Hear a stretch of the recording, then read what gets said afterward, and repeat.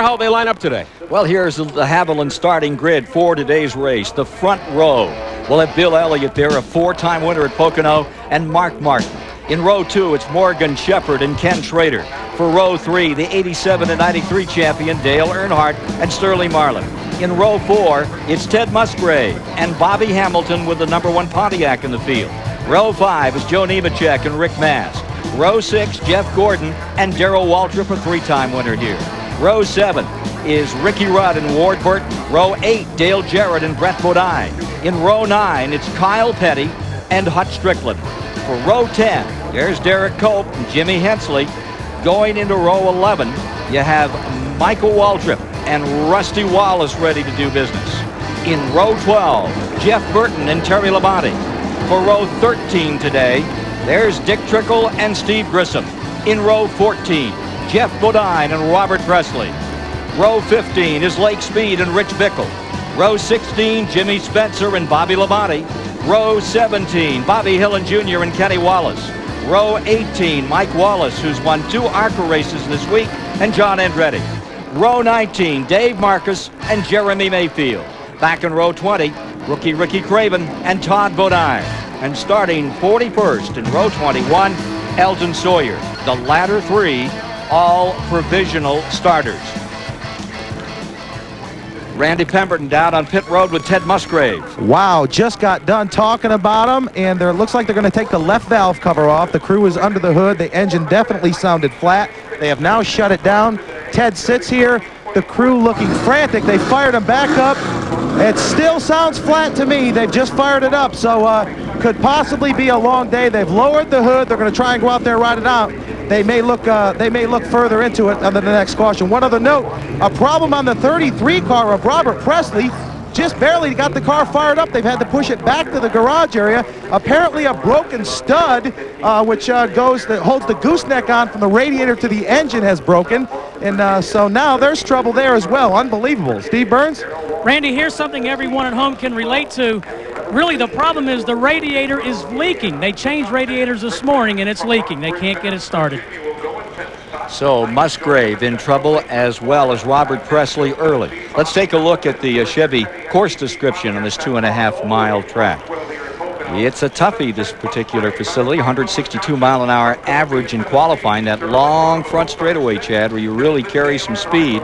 One of the longest ones in the whole NASCAR circuit, actually. Then that high bank turn 1 area. That's where most of the drivers will downshift into what would be third gear there, and then follow that turn around to another long straightaway leading into the tunnel turn, which is one of the trickiest turns in all of NASCAR. And then that flat turn that brings them back to the line as the field is coming by us now. Take a look at our in-car cameras for just a moment here. You're riding with Jeff Bodine. Inside car has 3 cameras on board, starting in the 27th. And Bill Elliott will be carrying a camera for us today, right up on the point. Great to see Bill back. A year ago, he was on the pole. What about a picture here from Rusty Wallace's #2, starting in 22nd position, and what a story about his starting spot we'll get to in a moment or two. Further back, now this is a guy that's got to win sooner rather than later, Ken Schrader. Although all those rumors about him maybe leaving that Hendrick team, they've been thrown away. He's there through 96 at least. So you're riding back with the Xerox car as they get ready to go here. And that is Mark Martin, who starts on the outside of the front row. Again, Ford's top 3. Last time we saw Ford's up there, Darlington, a year ago. As we get ready to scramble them for 500 miles, 200 laps this afternoon. Dick Berggren, how are we coming down there with Musgrave? I think he's got his problems remedied. Is he just going to ride this one for a while and see what happens? The interesting thing there, Kenny, is that that's a 2-car team. Jack Roush fields 2 automobiles, one for Musgrave and the other for Mark Martin. And all year long, they have not had a DNF, a failure to finish in any race. And today, they appear to have a failure to start properly. Ranked 4th in points, Musgrave having a problem early here before we get this race officially underway. I hope it's not because Johnny Benson gave a plug for Musgrave before the race started. Johnny, if that's the case, then don't ever give me a plug before our races start. We've got the 2 top drivers in Grand National with us today. John Benson out of Grand Rapids, Michigan, and from over in the Northwest, Chad Little. No fighting between you two on an off day. All right, field getting set for a go. Stay with us this afternoon for flag-to-flag coverage of this Miller Genuine Draft 500 as Bill Elliott leads them down his 47th career pole. 4-time winner here at Pocono brings them to the line. And it's great to see that Elliott team back in Dawsonville, Georgia, leading the field under green. To the stripe. And Elliott breaks out in front immediately. Hurdling into turn number 1, stacking them 4 wide. The starts at Pocono are amazing. It's so wide, the cars can go 5 or 6 wide as they enter turn 1 there. But they can't go through turn 1 5 or 6 wide. They're not listening to you there, Dick. It's hairy going through turn 1 too wide, especially when you get to the tunnel turn. That's the one you really don't want to be going side by side over if you're racing somebody for position. The guy on the outside's got to give way. Here's Earnhardt getting that move on the inside with Marlin, with Nemechek. They have Schrader pinned on the outside as they go over that 8-degree tunnel turn, turn 2. Head into that short chute and then down into that long flat corner. Robert Presley is still on pit road. They have not yet gotten the engine fired on his car, and he is about to go a lap down. Presley tied for rookie honors with Ricky Craven. It's going to hurt him badly. Back they come. And that is the first lap as they come to the stripe that Bill Elliott has led all year. Last race in which he led Phoenix last October.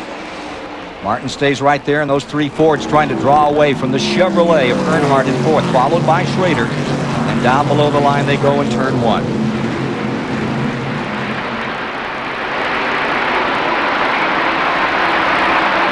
Take a look at Gordon on the move here. Jeff Gordon trying to get that number 24 unlimbered and come along through, and Rudd trying to get beneath him there. What you'll see happening here is the cars will get a run on another one because of the drafting that goes on there, and then they got to make a decision is to get that run going on the car in front of him. You see Gordon getting a run on Nemechek there. Does he stick his nose underneath? Does the guy in front see me? If he does, if we make contact, then there's going to be a spin. So you got to make a decision there as a driver. That's for 7th place. The 87 and the 24 at it. And it'll be interesting to watch Jeff Gordon today because after the last practice session yesterday afternoon, they totally changed that car around. They changed the rear sway bar. They changed one of the rear shocks. They changed as well the engine, the transmission, the gear, and the brakes in it. This with no practice. This is what they need. What we need to know is what they didn't change. The driver. They left the driver alone, and the crew chief is still there. That's always a question, too, in the race starts when you make that many changes. Is it going to be better or is it going to be worse? Here's Earnhardt in 4th place. Ken Schrader running in 5th. Those Chevys pulling. Here's Jeff Gordon scooting down to the inside. Makes the move on Nemechek. That's for 6th spot. Here comes Ricky Rudd into it. Brings the Tide car down to the inside. And Bobby Hamilton in the number 43 Petty car. He's making a good showing here in these first laps. Pocono is one of these racetracks where you really don't want to be tight. If your car is tight coming off the turns, in other words, you have to turn the steering wheel more than you want to. The car wants to push straight. You're going to have a long day because you can kind of see, I think Joe Nemechek's kind of fighting a tight condition right now, and the cars are able to get underneath him coming off the corner. They're able to keep more RPMs in their motor. Working lap number 3 on board with Ken Schrader. He goes chasing after Earnhardt. Schrader in 4th, Earnhardt in 3rd. Up in front, Elliott Martin. Take a look at this battle. Here's Michael Waltrip still looking for that first win under Rick Mast. Pulls right up under the 26 as they fight further back in the field. Michael's best finish ever came here at Pocono, 2nd spot back in 1988, a long time ago. But he runs this racetrack extremely well. He's got a good feel for the corners. He knows just what to do to get around them well. You know, again, Pocono will be one of the places that has a tendency to be tight. If your car, what you want to do is you loosen your car up all week long trying to get it to handle right. So then you have what's called a loose race car as you enter the race, which would be perfect. You get a guy behind you, it's going to loosen you up, and that's really how the pass is made. But Strickland back there in 13th a moment ago. Now you're on board with Mark Martin as they continue their war, those front-running positions. Elliott, Martin, Shepard brought those Fords to the front for the start, and they continue to stay there at the present time. One of the things we're going to be watching for today is the condition of the first turn. Yesterday it was very, very hot here, and some of the racetracks started to break up. They have worked on it overnight. They think they have the problem corrected, but boy, doesn't that add an extra challenge when the racetrack changes during the running of the event. Get a pit report from Randy Pemberton. Just to clarify, Ted Musgrave, what happened was they had plug wires crossed on the left-hand side, 2 cylinders crossed. They did get it fixed. He had to start at the rear of the field. He's coming through the pack.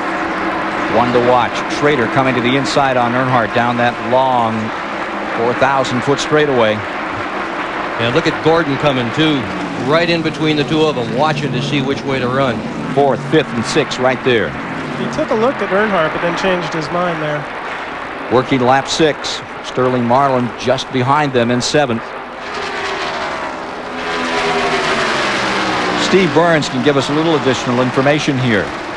Guys, I spoke to Andy Petrie just before the race and asked him about that turn 1 situation. He said he went down and inspected it with NASCAR inspector Elmo Langley. He said it is not a good situation.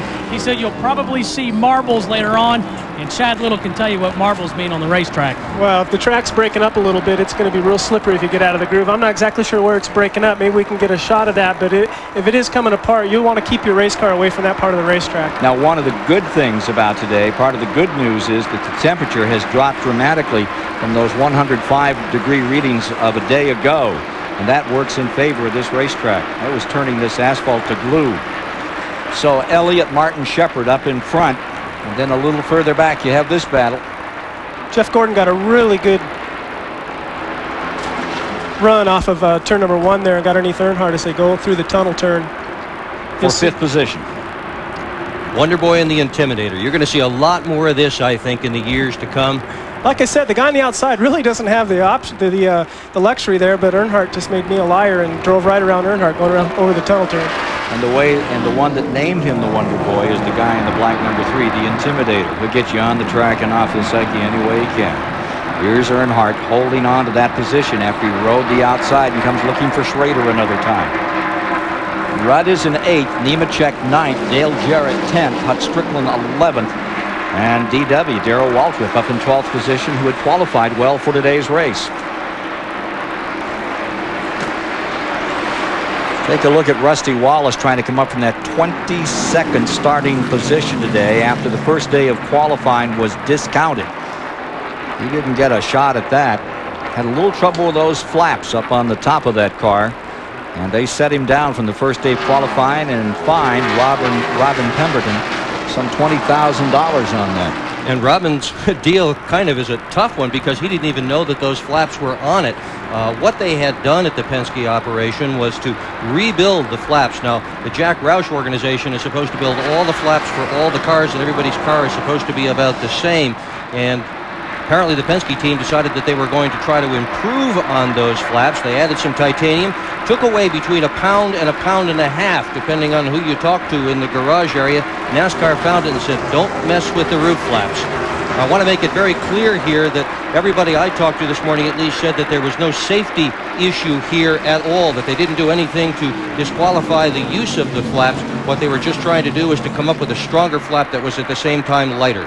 Take a look at this battle a little further up as we continue to scramble for the 5th position. Gordon and Earnhardt in a real war. This is lap number 9 that they're working at the present time, and Gordon has the advantage. Again, Gordon got a great run coming off of turn number 1 and got underneath Earnhardt, and this time was able to keep the position over the tunnel turn. Earnhardt hangs tough, stays right with him, but all of a sudden there is a serious new challenger to Earnhardt in this 95 campaign, and for the first time this year Jeff Gordon leads in the Winston Cup standings. Now take a look at this, the 6 and the 21. This is for 2nd spot. Mark Martin and Shepard at it. Shepard making a very good run, and note that Schrader has pulled up nicely. Schrader in 4th, number 25. So we're now working the 10th lap of the 200 to be run today. The leader is Bill Elliott here at Pocono in the 500.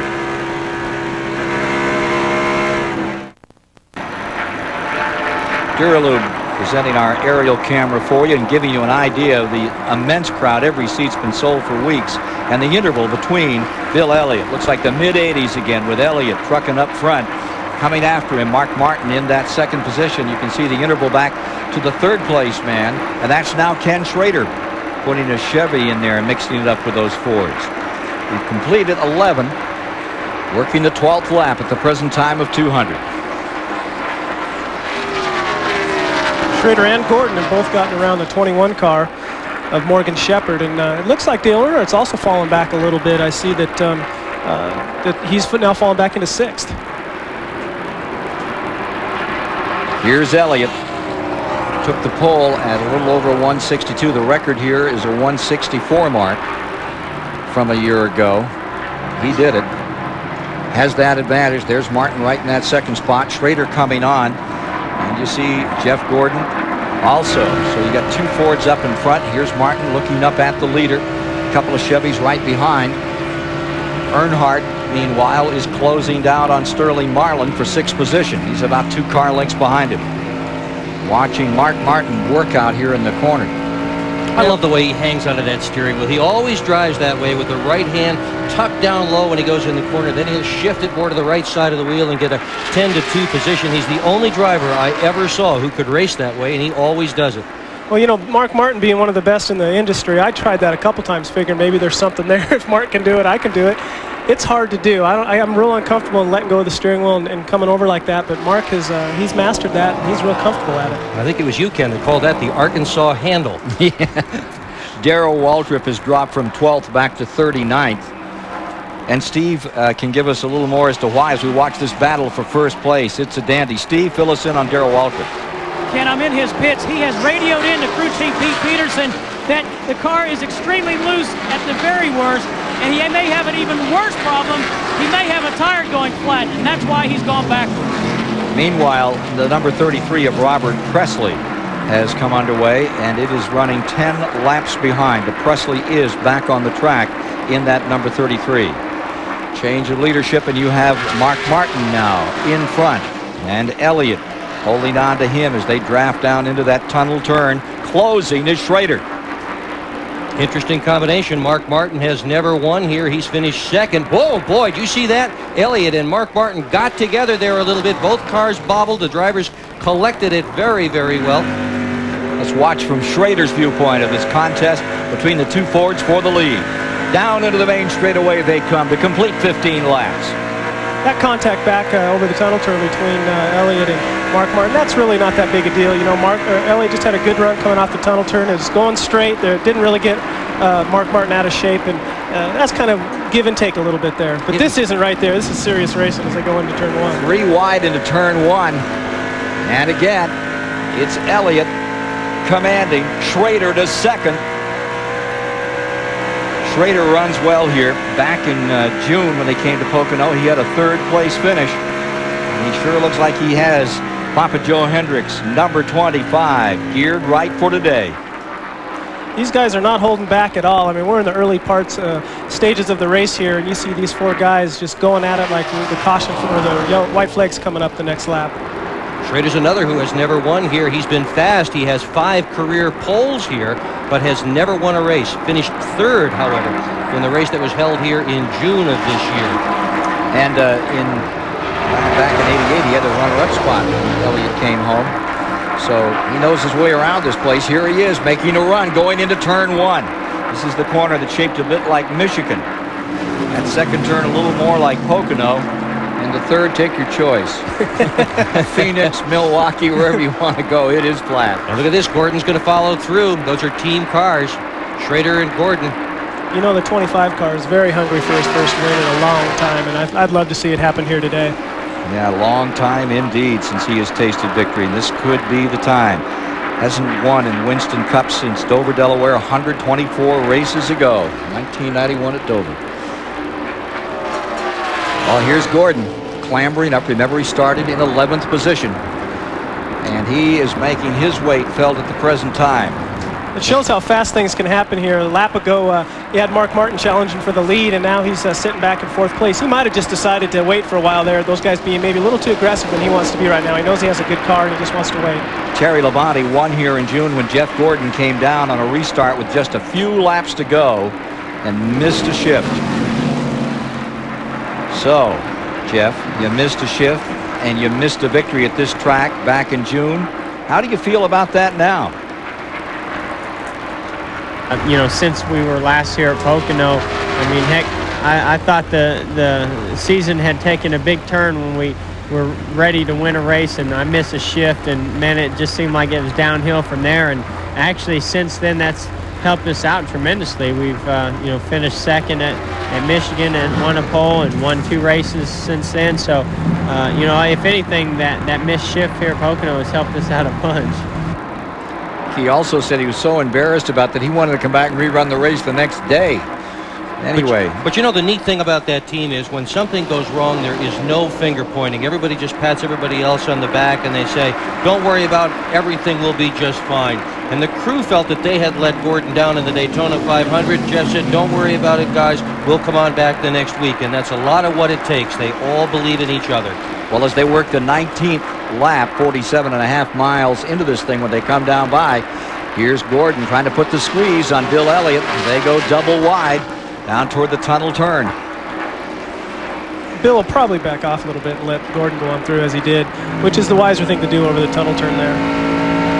Better than bumping, and I've been thinking about what you said a couple of minutes ago. No big deal, bumping at 150 miles an hour. Okay for you to say, Chad. Well, it's a lot depends on where you bump and so on. They were going pretty straight at the time. You don't want to hit somebody as they're entering the turn, and that's going to break them loose and more than likely spin them out, especially at a fast racetrack like Pocono. Great pictures from Mark Martin's view as he brings that Valvoline Ford into the main straightaway, and he closes in, ready to make a run. As Elliott, in his sights, looks down to the inside and lifts. Love to watch Mark Martin race. So determined. I mean, he gives you every ounce. He has every single lap, every foot of the way. Yeah, he's definitely Mr. Intensity. Take a look further back. Here's Derek Cope scooting to the inside on Michael Waltrip. Here's Rusty Wallace pinned on the outside and Ward Burton just in front. That's for 10th spot, folks. Just saw Rusty hit his shift lifter there, change gears going into the corner. Rusty in 11th. Trying to close some ground. Morgan Shepherd has fallen from 5th. Well, actually from 3rd at the start. But in the last 4 laps, he's gone back to 14th position. In the Wood Brothers, number 21. I tell you, there's a big day coming. Oh, down to the inside. Here's moved by the 24 car. Getting under that Robert Presley machine. Lap car, 10 laps down. I understand that Glenn Wood's going to be 70 years old. You can imagine the years that he's put into racing. They're going to start a museum up there. Caution is on the track. First time. It comes as they have completed 20 laps. Caution is out for debris on the track. Not sure where, but it's out. NASCAR sees it, we know that. Doyle Ford has the flag in hand, and so we have our first caution of the day as we complete 20 laps. They're 50 miles through. Watching Schrader's number 25 leading the way at the moment with Jeff Gordon now to second. The Chevys have come up to first and second. The Fords of Bill Elliott and Mark Martin 3rd and 4th, then Earnhardt in 5th. Dale Jarrett has come to 6th in the number 28 Robert Yates car coming up. So before 62,000 in those seats, and looks like another 62,000 plus in the infield. There's over 200 acres of infield here. Got yourself quite a crowd, and for a moment they get a chance to sit back for a second. Nice day for a race. Temperatures just about perfect, not anywhere near the high temperatures of yesterday or the day before, or for that matter the last couple of weeks. How about that?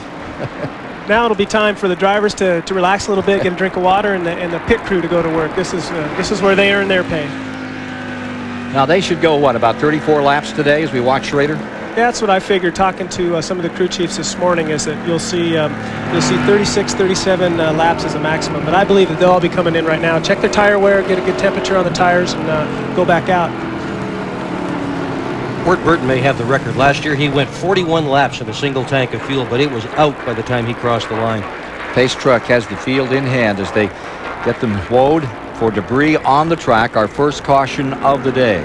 Chevrolets came into this race 1, 2, 3. Rather, Fords came in 1, 2, 3. Now Chevrolets are running first and second. And curiously, Earnhardt has not selected the first pit stall for today's race. Anybody got any idea as to why? He usually likes to be right down there on the end where he can scoot out. That's Neverland down there. There's so far out from everything else that's going on. If you have a problem there, it's so far to get back into the garage area. Randy Pemberton is down there in Jeff Gordon's pit. Let's go with him now. We'll give you a few of these pit stops as they come in under caution. Well, as you said, Ken, this is the first time the crew goes to work. Actually, the coolest day we've had since these teams have gotten here on Friday. Track temperature right now about 116. At least that's the surface temperature in the pits. They're calling for 4 tires, only 1 can of fuel on the DuPont Chevy. Gordon has radioed in. He said, I'm pushing a little going into the corners and a little loose coming off, but no major changes. They're already around to the left side of DuPont Chevy. Down and away, an excellent stop. Yes, it was. There's Schrader out just as quickly. And here comes number 6, Mark Martin, not to be outdone. There's a 5 o'clock traffic jam. Yes, sir. A little after 1:30 in the afternoon Eastern here on TBS. It's the Miller 500 from Pocono, Pennsylvania. Stay with us. Working the 24th lap. 60 miles. There's the 17 car of Darrell Waltrip that's been in and out of the pits a couple of times. Let's go to the pits for more information from Steve Burns. Ken, major changes on the 17 car. They came in twice on pit road. They took a spring rubber out of the right rear and also adjusted the track bar. Bill Elliott also, although he's right at the front, also having some handling problems. They took a round out of the right rear as well. Said the right rear tire was wearing badly. Hey, let's go to Randy Pemberton. Well, Hut Strickland has been in after several good runs in a row. His luck is starting to sour. They changed, or at least the engine started to sour as well. They've changed the spark plug wires. Then they changed the spark plugs, found out that indeed they have lost the cylinder, possibly a broken rocker arm on Strickland. So he probably will not win today. Another guy that has had some problems, Kyle Petty, broke the bolt out of the hinge that lies right in front of the windshield on the left-hand side. So his hood was rattling. They've tie wrapped it a few times. Kyle is down and away. So a myriad of things happening on pit road so far this afternoon.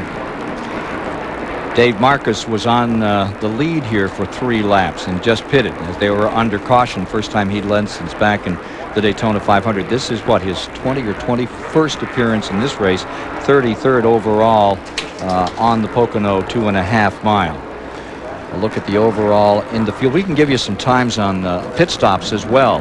We saw the 24 car Gordon at 17.7. 18.1 was the number 6 car when it was there, Mark Martin. And a 17.3 was recorded by Schrader's outfit. Good stop.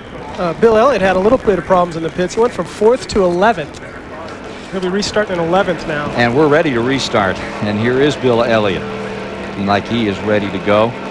Mr. Hardy's car. Team back up there in Georgia, and they really had themselves a qualifying run. They made some changes on that team again.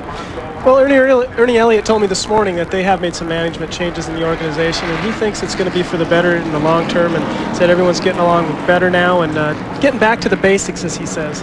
25 laps when they come by this time, and we'll be under green here in the Miller Genuine Draft 500 from Pocono, Pennsylvania. Field out of that flat 4th turn. Get ready for the Gordy show at Pocono. And we'll see as they come down. Martin first, Schrader second, Gordy third. And then you have Dale Jarrett 4th as you're on board with Schrader. 5th is the Sterling Marlin car. 6 Earnhardt, 7th Rudd, 8 Nemechek, 9 Wallace, 10 Cope, 11 Elliott, and 12 is Michael Waltrip as Martin leads him down. They're probably restarting here in 2nd gear, so they're going to have to come up through 3rd and 4th and then go back down into 3rd gear into turn 1 here. So there's a lot of shifting as they go into turn 1 here at Pocono. A lot of them will never make it to 4th gear by the time they get to turn 1 on a restart. In fact, it takes so long to wind these engines up on a restart situation, but for sure when they're under racing conditions, they will change gears to go down this long straightaway. It is the longest straightaway in all of Winston Cup racing, and then they'll change gears again when they get into the first corner to get a better bite, get through that corner with better RPM. The old days, what they used to do is they used to just breathe the engines going down the straightaway. They would gear the car in such a way that about half, 3/4 of the way down the straightaway, the drivers would just lift a little bit off the throttle. And one day Alan Kowicki said, I don't like lifting, and he changed the transmission around, and now everybody's doing what Alan Kowicki did. He changed a lot of things in stock car racing. What they have now is they run an overdrive in fourth gear, where their third gear is a 1-to-1 ratio, and then fourth gear is actually a 0.92 or a 0.94, and that enables them to run a little bit more RPM. Oh, how about this move? Schrader sticks his nose down to the bottom and goes for the lead.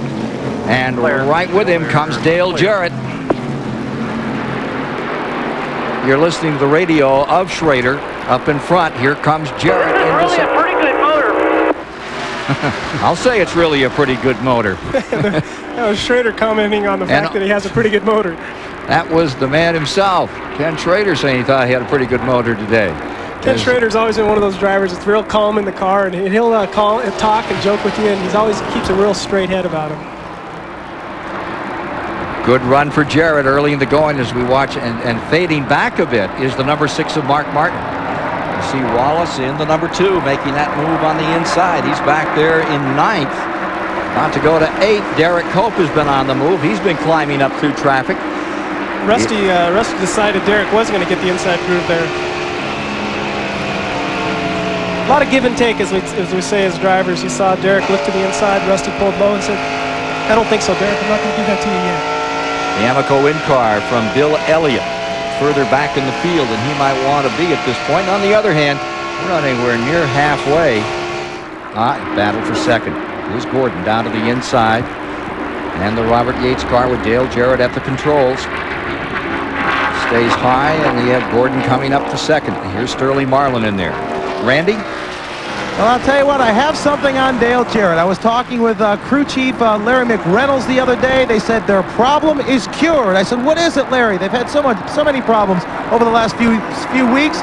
He said Robert Yates found peanuts in the Lance cracker machine at work. He went up there with the forklift, tried to get them out, couldn't reach it.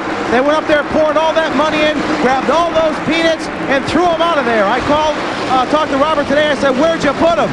He said, you might find them over at Hendrick's shop. Well, whatever it takes, that's what we say. Ricky Rudd on the high side, and here's Bill Elliott grinding out another position as he fights his way back toward the front. In case you're new to racing, peanuts is supposed to be bad luck, just like a green car or getting into the car on the wrong side and all the rest of it. Nemechek loose up there on the outside. Boy, that is some tight racing going through the tunnel turn there again. The reason we always refer to the tunnel turn is it is a real difficult turn. It's very narrow, it's very fast, and a little bit of banking. So you got your hands full going through there. That's why you usually don't see cars side by side there. All of this for 7th position. Nemechek was in 7th. He's fallen back some. Almost got collected on that second turn, the tunnel turn. How fast over that second turn? You're in the neighborhood of 150 miles an hour as you go over the tunnel turn there, and it's actually kind of a blind turn as you enter it. You can't see what's on the other side until you get to about the middle of it. And for the lead, it's Gordon in the 24, back in front again. Can he win 3 in a row? Well, that's the issue today, or one of them, in this Miller 500. 23-year-old Jeff Gordon sticks the 24 back in front in the Hendrick cars. Papa Joe's runs in first. Kendrick's number 25 right there in second. And now the only race he has not led all year long was Sears Point. Every other race Jeff Gordon has led, and that is domination. It's a very strong team. Jeff's doing a good job behind the wheel. Pulling away by 2 and 3 car lengths. Take another look at that battle back in 7th position that we've been watching. Talk about the bump and run. This was a moment ago, the last lap. Uncle Waltrip down there, Derek Cope in the 12 in the middle of that sandwich. You're just kind of holding on there and hoping that nobody slips, because if there is a slip, it's going to be a wreck. That's for sure. You can see the rumple strip that right now Derek Cope in the 12 car is running over. It's real bumpy right there. The car doesn't grip real good when you get down that low. So that's some good hard racing right there. Here you see the deuce and the 3 still at it pretty good, and that's for 5th position. Wallace into 5th. Earnhardt challenging.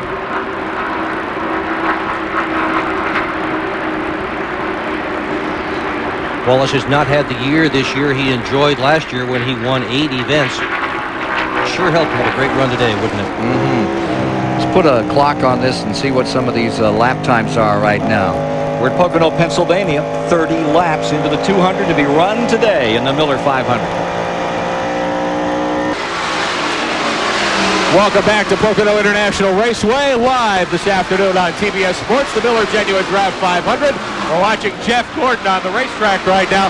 Gordon and Kenny Schrader have been putting on a great battle here in the last several laps. Rick Benjamin here in the STP Pit Communication Center, welcoming Pennsylvania Governor Tom Ridge to our broadcast. Good to have you with us today. Glad to be with you. Glad to have NASCAR here in the Winston Cup Series. Great to be with you. Terrific event, a sellout crowd here as always, and you had some specific business to take care of with Richard Petty today. We've got some pictures to show. Well, tell us about this. Well, we wanted to make Richard Petty a part of Pennsylvania. It's appropriate to make exit 43 off of Route 80 that comes into the Pocono Speedway, the Richard Petty exit, and was a real thrill for me to have the opportunity to meet the King. A lot of speculation about him wanting to possibly be governor. Sure. I told him, why would you want to be governor when you can be king? There's the sign for exit 43. You made that presentation earlier this morning. Yeah, well, we were real proud of the Pocono International Raceway. Richard Petty had come to Pennsylvania on several previous occasions on his own time, just because he's just a good citizen. North Carolina claims him, but he's been helping folks out in 50 states around the country. We thought it was a nice and appropriate way to honor him. Well, we appreciate you stopping by. It's certainly a great honor for the King, and pleasure to be here in the Poconos. Well, I want you to know this is the premier, one of the premier sporting events in the Commonwealth of Pennsylvania. We're delighted to have you here. Look forward to seeing you next year. Thanks. We appreciate you stopping by as we watch Jeff Gordon and Ken Schrader go at it, Ken Squire. Indeed. Battle for the lead as they come around for the 35th lap. They'll have covered 87.5 miles, only one caution to date. That was for debris if you're just joining us, and you're on board with Ken Schrader as he comes into the main straightaway. Wraps out some real speed. How fast will you get it all the way down to the mat on this main straightaway? Oh, they're approaching 200 miles an hour at the end of the main straightaway here as they go down into turn one. Hard break. Look at that right there. I mean, that's exactly what you're up against. This is good racing right there. And at 200 miles per hour, it is Schrader to the inside, passing teammate Gordon and taking over in first spot. Dale Jarrett still stays third. Rusty Wallace fourth. Marlin is fifth. Bill Elliott sixth. Earnhardt seventh. Rick Hendrick, who owns both of those cars, is in the pit area today, and I'm going to tell you what, when he sees a deal like this, he just doesn't even want to watch. He is one nervous camper watching several of his cars going at it for the lead. I think that Rick Hendricks is probably the most nervous in a situation like that because I don't think Schrader or Gordon are even thinking about it one little bit. Look at Wallace just blow into third spot. Steve Burns can add something to the story on Rusty Wallace today. Ken, Dick Berggren mentioned the roof flap incident from qualifying day. Rusty Wallace started 22nd. As you see, he's now third. He is driving his favorite race car. That's Midnight. He has an incredible record in that car. 26 top fives and 13 victories. Yeah, that car has done some winning, done some great racing here. Seen it many, many times, and it is one of the favorite machines. He's one of the few that names his cars. He debuted this car back in Richmond, way back in 1992. They keep adding new sheet metal to it, and we saw this car at Dover, Delaware in June. That was the last time it was in that big crash. Remember, early in the going, didn't look like it was going anywhere. Came back to finish ninth that day. They don't name him until they win, though, Ken. And when he won that race at Richmond, they decided to put the name on it at that point, and they've run some of these cars 3, 4, 5, 6 races. No name on it until it wins. It's just PR and then the number in the order in which the car came off the jig at Penske Racing. 09 was the original number on this car that you're riding in right now with Rusty Wallace as he closes down from third spot on the leaders. Rusty, what was all that controversy over the roof flaps about? Well, this is just a non-approved part, and the reason we got a fine at all is because they're trying to deter these manufacturers from building trick parts and trying to sell them to people. And they want to get a good control. So I understood it. I said, I appreciate your position on it. Appreciate you being kind about it and understanding it. And that was it. It's been around for so long. Robin Pemberton didn't even know it was on a car. He was shocked. I said, I got something I got to tell you here, buddy. The Miller Genuine Draft In car, you're riding with Rusty Wallace. Interesting thing is how anybody discovered that. Anybody got any ideas? The roof flaps? Yeah, the roof flap. No, the roof flap that cost $20,000 to Pemberton. Well, they're all watching each other in that garage area. NASCAR inspects those things very closely now. I mean, it's been a real safety factor, those roof flaps. And they look at those every race. That's why, as Darrell Waltrip referred to yesterday, there might be a little bit more to that story than we're hearing. But the other teams watch the other teams too, and each crew member is watching the other crew members, and they're all looking for something that they can blow the whistle on because they don't want anybody to have any sort of an advantage here. Importantly, the Penske team was very, very involved in the development of the roof flap. It was originally drawn out on a napkin that Don Miller still has in the Penske organization. So they certainly didn't want to do anything that would jeopardize safety, particularly after Rusty went upside down so hard at both Talladega and Daytona. And that's where that flap started. But the flap about how they got caught on that deal, I think, is it's a matter of who parks beside who in the garage area. I was going to say, isn't that NASCAR plan where you can't have a closed garage where it's all open really takes care of business, doesn't it? I didn't even have to ask Steve Meal this morning, who was with the 6 team. He just came over to me and said, Dick, we don't care what they do. It doesn't matter to us. And he was parked next to the 2 car. Well, how about that? Here you see the leaders continuing to duke it out with Ken Schrader, Jeff Gordon first and second, Rusty Wallace third, Dale Jarrett fourth. Hey, folks, we're 38 laps in, and Hut Strickland is having an unscheduled pit stop and going behind the wall. That's too bad for the Kenny Bernstein team, still struggling.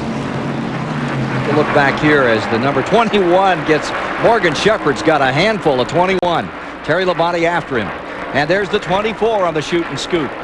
Down to the inside, double wide for just a moment, and Jeff Gordon goes back into first. Schrader stays in second.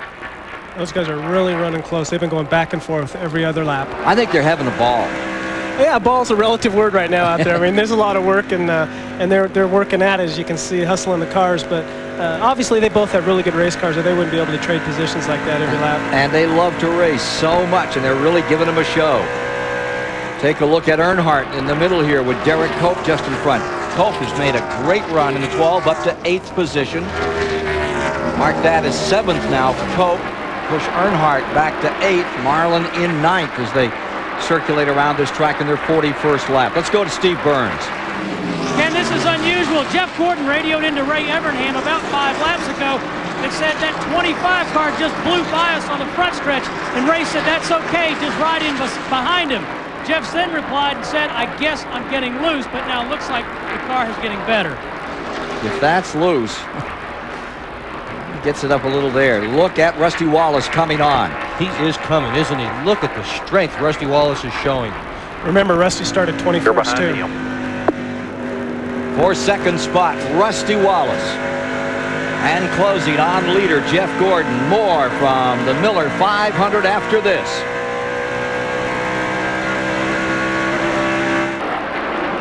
We're back with you working lap 44. On lap 42, Rusty Wallace drove into the lead. Then he backed up, and it was rather dramatic. Let's take a look at what happened. Coming out of turn number 1 there, and you can see that Rusty had a good run going into 1, and then here comes Gordon right alongside of him. He had a better run coming out of 1, so you kind of set yourself up for that. Might give up a little bit getting in for more coming out. They usually say coming out's what's important because that leads onto the straightaway where you're going to accelerate and get your speed.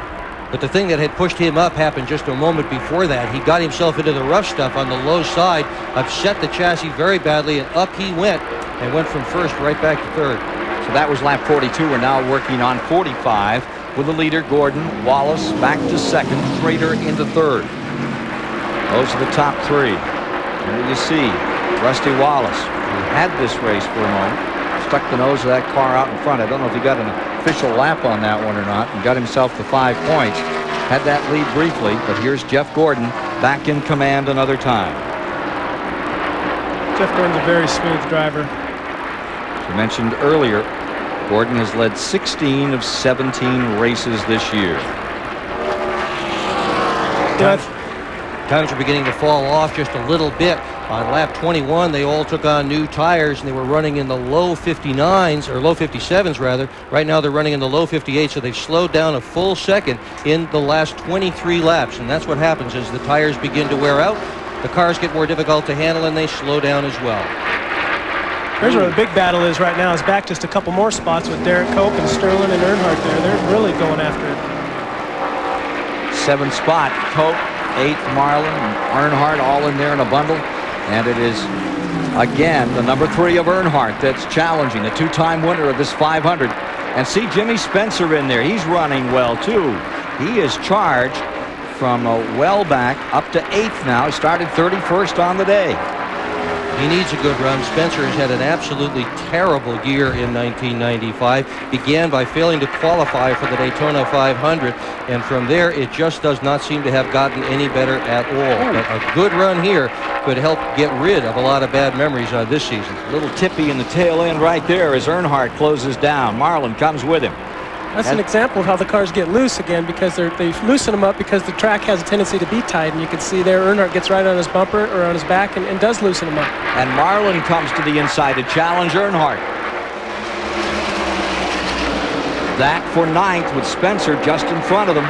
Here you see Derek Cope, the number 12 car for Bobby Allison, in 7th place. Jimmy Spencer, he is flying.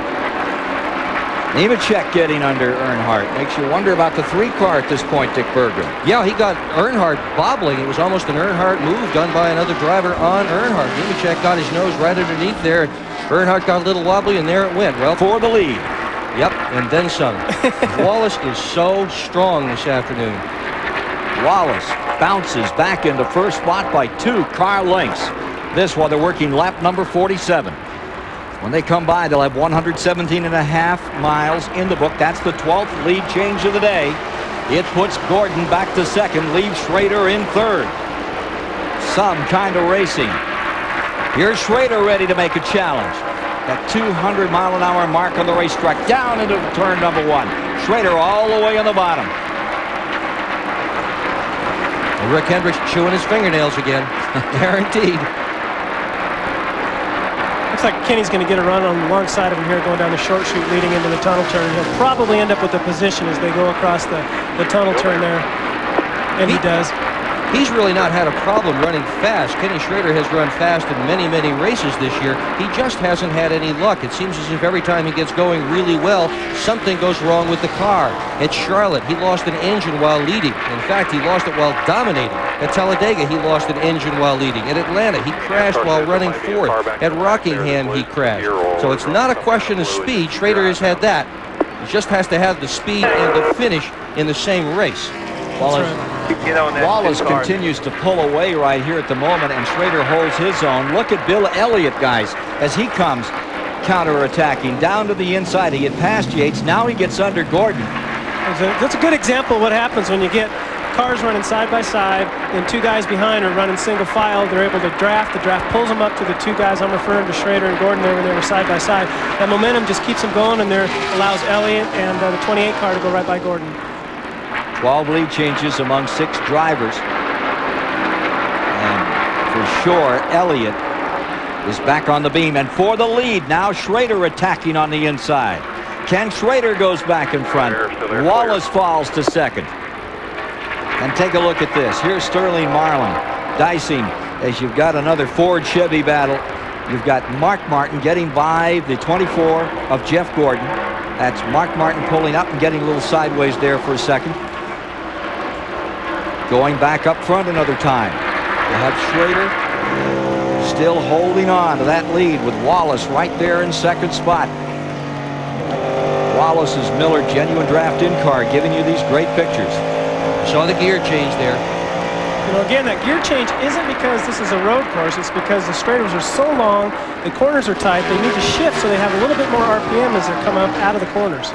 Is there any other place in Winston Cup racing besides the road courses, Chad, where they change gears at all? I'm not aware of any other track except for Pocono. I know a lot of the teams tried it at Indianapolis last year, but they found it to be just a little bit faster without the shifting. Again, Wallace getting ready to move in. Let me correct something. We were talking about Marlin a moment ago. Sterling Marlin is back in the 9th position, running the lead lap.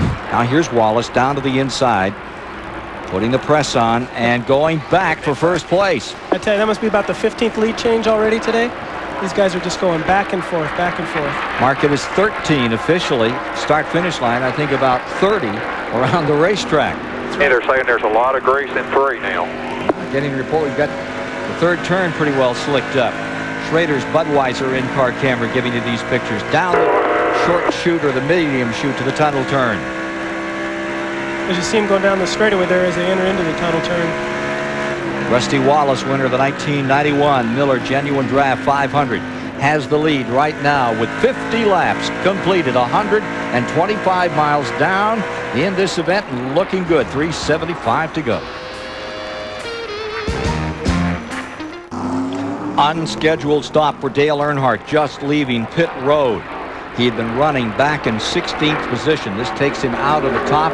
This is at lap 53. You can see the damage to the front of the car, left side, and take a look at what happened. Looks to me like they're going down into turn number 3 here, and he got into the back of the 5 car. A little harder than he probably wanted to. He's on the brakes real hard right there. You can see the front end squatting down. I don't think that's why he pitted, though. I think the car was just, look at the parts falling off right there as he makes the contact. But I think it's about 5 laps probably before the scheduled pit stop. His car wasn't handling right. They decided to come in, maybe take a look at it. They didn't touch the damage at all. Here's Randy. Yeah, that's exactly right. They did have a little of that damage. They were a couple of laps from pitting and getting fuel and rubber anyway, so they decided to go ahead and pull it in now. If it's an aerodynamic advantage or a disadvantage, then they're losing a little time on the racetrack. So they wanted to come in a lap early, get it fixed. The 25 car of Kenny Schrader scheduled to pit probably about lap 57 or so. So they're all going to start coming here in the next 5, 6, 7 laps. Earnhardt back on the track. I would think it would be a little bit of an aerodynamic problem, Ken, because this is a kind of track that the speed is important. Leaders now coming in. Saw Kenny Wallace in here just a moment ago. Now you're seeing Jeff Gordon, first among the leaders to head on to pit road. Again, we've had reports that the 24 car was getting extremely loose, so he's coming in a little bit early too.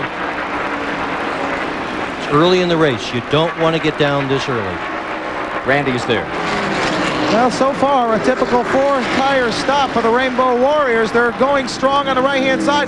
Looks like a little bit of a problem on the right-hand side. Not as quick as I've seen before. Up pit road, a couple of other cars now starting to pit. Left side tires going on. A couple of cans of gas in. Gordon down and away. 22.9 for Gordon. Not their best, but they wanted to make sure they got everything ready. Schrader coming in just a moment or so. Jeremy Mayfield has pitted. Kenny Wallace on pit road. Right now, the leaders are all coming down pit road. Rusty Wallace has pulled in, as has Schrader. Steve is with Rusty Wallace. Let's go to Steve Burns. Ken, you're about to watch one of the best pit crews in the business. Todd Parrott, Scott Robinson slams the jack underneath the car. Billy Wilford on the front tires. These guys are poetry in motion. They clean the windshield. Robin Pemberton said they will not make a chassis adjustment. This will be a normal 4-tire stop. Robinson to the left side of the car. The car goes up cleanly. Wilford to the front tires. Clean the windshield. He's down and away. 17.5. Let's go to Randy. Well, Kenny Schrader is in. Everything going A-OK on the Budweiser pit stop. Left side tires now on. Rights are already completed. Schrader down and away. That was a very good pit stop by Rusty's team. I tell you, I know that my crew tells me they love it when I come over the radio and say, I don't want a chassis adjustment. That means things are going good, and that just gets everybody excited. Fired up. Here you see Derek Cope coming back out, giving the Allison car a really good ride this afternoon. Rick Masters made his pit stop and is back underway. Bill Elliott, who inherited the lead, he is now on pit road with number 94. Green flag pit stops are so important. You just can't afford to lose any time at all. At 160 miles an hour, 1 second lost in the pits is worth 235 feet on the racetrack, almost the length of the football field. So a second means a lot. Steve is in Elliott's pit. Let's get down there for a moment. Ken, so far it's a clean pit stop. They are making a chassis adjustment to the right rear. Lug nut feet tighten on the left rear. They're down and away. Clean pit stop. Good pit stop. Watching Lake Speed come in, making his pit stop. Steve Grissom in. Jimmy Spencer making his. Ward Burton. I anticipated some of the cars maybe just changing 2 tires under green here, but so far we haven't seen that. The tire wear must be a little bit more than to get away with that. This is the same tire that they used here in June, and Earnhardt tried that. He tried changing 2 tires and wound up losing the lead as a result. So these guys know what happened here in June for sure. Todd Bodine and Ricky Craven pitted. Here's the 28 car that had appropriated first position for a while, and watch Dale Jarrett coming in. Here is the Martin's Higher Oil in-car camera giving us these shots as he pulls number 6 to a halt. Randy?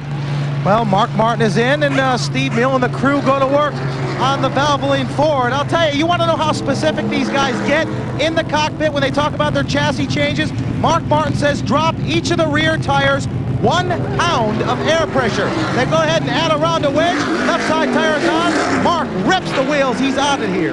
Well, the reason they wanted to drop 1 pound of air pressure is the car must have been just a little bit loose. So what he's doing is taking a little bit of spring rate out of the back of the car, and at the same time, you heard him say that he took a round of wedge out, which does the same thing. Michael Waltrip making his pit stop, and he is back underway. And our leader, unofficially, we have Musgrave into first place, getting 5 points, and he's on to pit road. 77 has just made his pit stop. Bobby Hillen Jr. now taking over in that US Air Jasper car. 58 laps are now complete, and we're getting the 18 car with Bobby Labonte as the new leader. Morgan Shepherd on pit road. Randy's on pit road. Give us a report on Musgrave. I'll tell you, Musgrave has come through the field. We haven't talked about him in a little while, but he was just about to creep inside the top 10. Right side tires already done as Morgan Shepherd whizzes by his right side door. Left side tires going on the Howard Comstock machine sitting on pit road. They're done. Wow, a great pit stop for Ted Musgrave. I believe it was about 19.8 as Morgan Shepherd is in up pit road. Already done with the right side tires. Now go to the left. The 21 car, of course, these are the guys that made the 4-tire stop famous. They're down and away. Morgan Shepherd not having a good day on the track so far, but a good pit stop. 19.8. Good stop indeed. Now when it becomes a scoring nightmare. Now the guy that just took over first spot is going to give that one up, make his pit stop. Joe Gibbs, number 18, comes in. Bobby Labonte, 2-time winner this season. We'll take a break here in the action. We're getting these green flag pit stops. Come back and re-identify the top of the field in the Miller 500.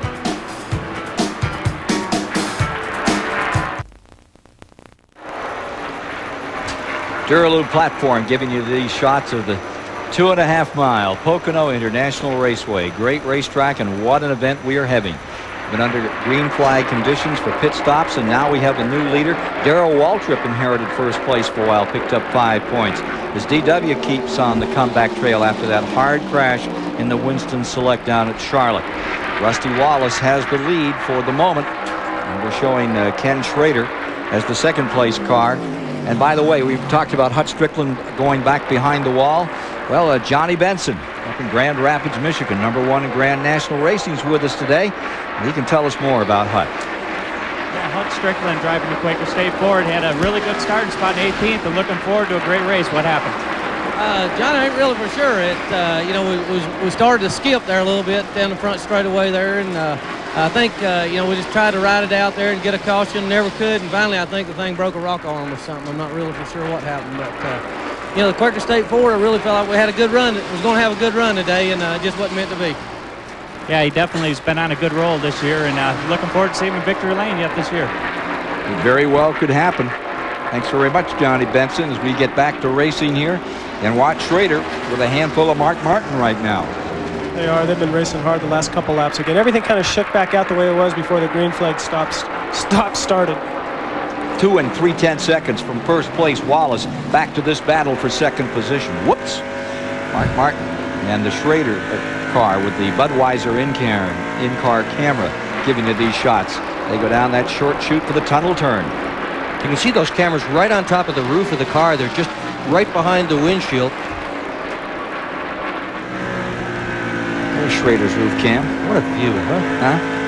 It's pretty accurate too. I mean, other than kind of a little more tunnel vision right there, but that's about how fast you see the fence post coming by, and how it's bumpy like that inside the race car too. How about the hood shaking and that kind of stuff, Chad? Can't really see the hood from inside the cockpit of the race car, but it's going up and down. You can feel the vibrations, that's for sure. How far ahead would you be looking here? Right now you'd be looking at the car in front of you and maybe kind of drifting out to the left and seeing what's ahead of you every now and then to make sure nothing happens on the straightaway. Well, where's Jeff Gordon? Let's take a look here and see where our Jeff Gordon car is, and there you see it. Back there in 5th place. Man in between is Dale Jarrett in the 28. Up there in 4th. Gordon going for 3 in a row here today after victories at Daytona and New Hampshire International Speedway. Morgan Shepherd has lost a lap. Had to make 2 green flag pit stops on lap 58, and was back in here on lap 61. Unfortunate situation for the Wood brothers. Gordon may be in 5th spot, Ken, but he is an awful long ways back from the leader, Rusty Wallace. You can see in this overhead shot that Rusty is pretty well out there all by himself. And when they went down that backstretch, they had the whole backstretch distance between Rusty and Gordon. We still haven't seen Gordon. How to find him right about now. There he is. It's a long ways back. That was a long pit stop that he took under green. And just ate up a lot of time, and that ate up a lot of racetrack.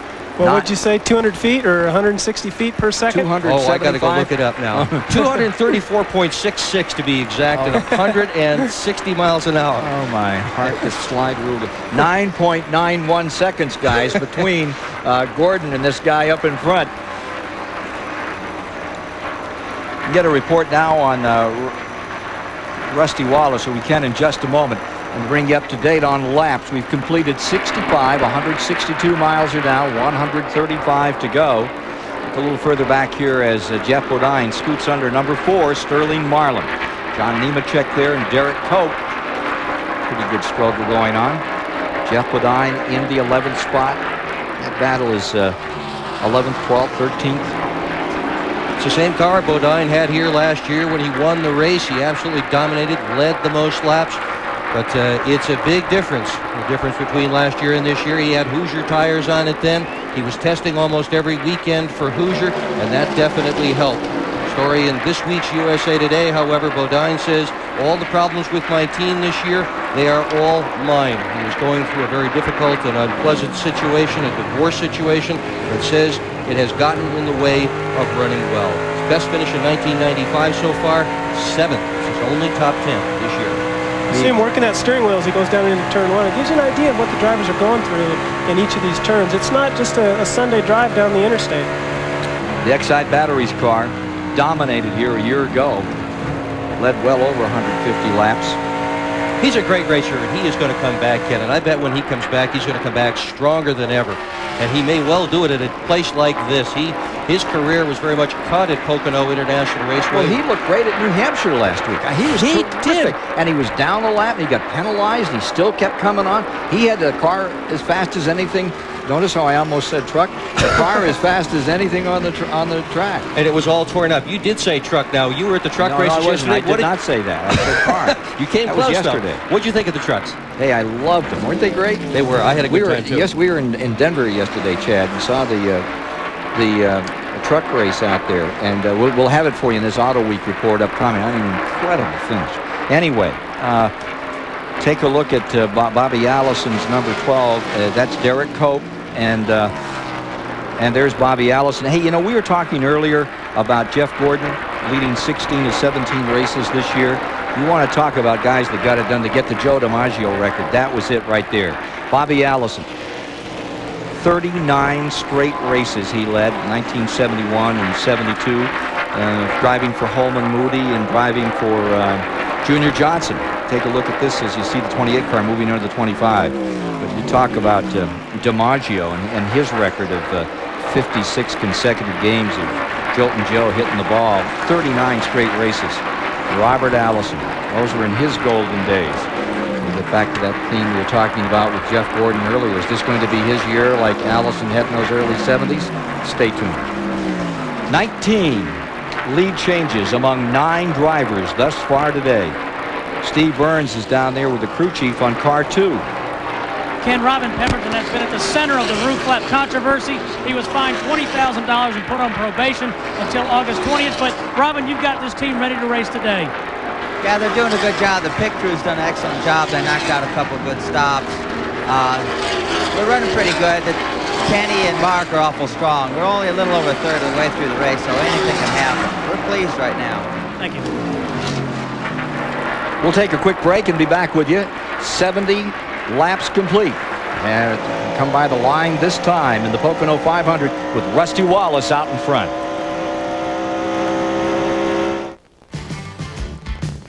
Promotional fees and consideration have been paid by Plasticoat Spray Paint, the winning finish and the official spray paint of NASCAR.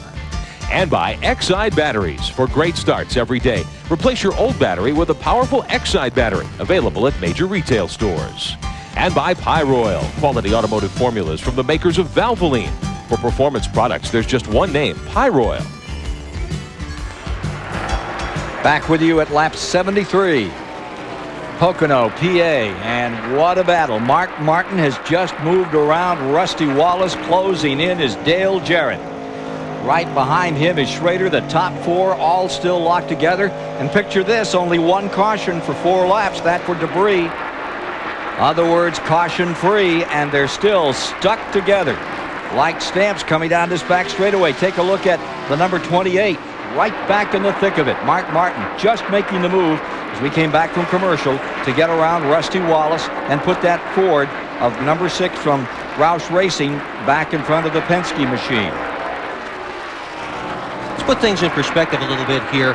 What's going on in big-time auto racing is virtually every racetrack. We're gonna go back and take a look at this pass for the lead here. Mark Martin just blows by the inside to take it over. To put what's going on here in perspective, virtually every racetrack on the NASCAR circuit has had to add additional grandstands. They are all sold out. Many of these stadiums now hold over 100,000 seats. And as soon as the promoters announce that they're going to pour footings for another grandstand, the tickets are all gone. And a lot of people are saying, well, it's NASCAR hype. They do a great job of promoting the event. I disagree. I think it's racing just like this that's selling this sport to America.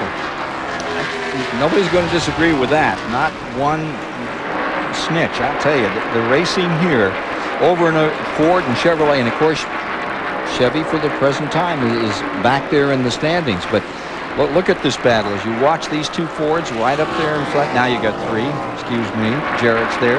But Ken Schrader, he's been up in front leading today. Jeff Gordon's been up in front leading. And we're going to see a lot more of that before the day is over. Terry Labonte, the winner here in June, he's only about 7 seconds from going a lap down to these guys at the present time.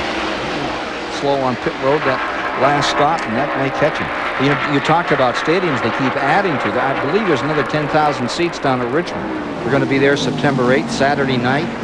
And the Sawyers just keep adding seats, and they can't stay ahead of the demand on that 3/4-mile track, which may be one, I don't know, you can't call it a short track. What would you call it? Super Speedway short track? I like it as a short track. I think it gives you the best racing in almost any I'd say it kind of fits in the short track category, too. Boy, it sure gives you some super speedway thrills. And that one's under the lights, too. That's going to be a great show right here on TBS. Caution is out, second time in the day. Caution coming on another time, and I don't see anybody down. I think we may have a debris. We'll wait and see. So coming back to the line, Mark Martin in command, Wallace, and everybody's kind of waiting for word from NASCAR as to where we are on this second caution of the day, which comes at lap 75 when they cross the stripe, 187.5 miles complete. So we'll take this break and then rejoin you for more of the action in the Miller 500 from Pocono, Pennsylvania on TBS.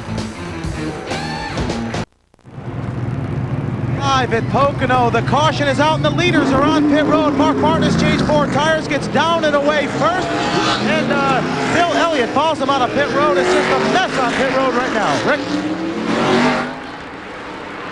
As the field starts to move back away under caution after that gaggle of leaders having pitted here just about a third of the way home today in the Miller Genuine Draft 500 here at Pocono International Raceway. Rick Benjamin of the STP Pit Communications Center for you today. I want to show you our Fram race recap to this point.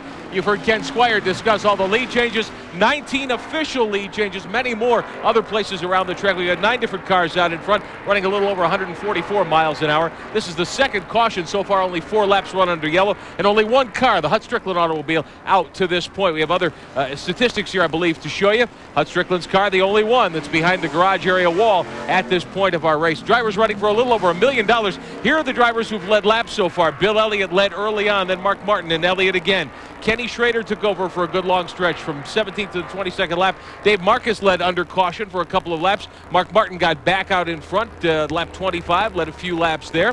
Other leaders today, Schrader back on top, and then Gordon showed up front for the first time. Schrader and Gordon traded it back and forth. Wallace and then Gordon back in front, lap 43 to lap 46. Then it was Wallace and Schrader. Wallace and Dale Jarrett, his first lead in a good long time. Ted Musgrave, who's come back after troubles off the green flag today, and Bobby Labonte, who won here a month ago when Gordon had his shifting problems. Wallace reclaimed the lead at lap 60. Martin took over at 71. That's where we are right now with the cars coming back out after this round of caution flag pit stops. left. Gentlemen, it's been a great battle so far. Ken Squire, I don't know what else we could expect here in the second two-thirds of this race. Well, how about this? A little different racetrack as we understand it.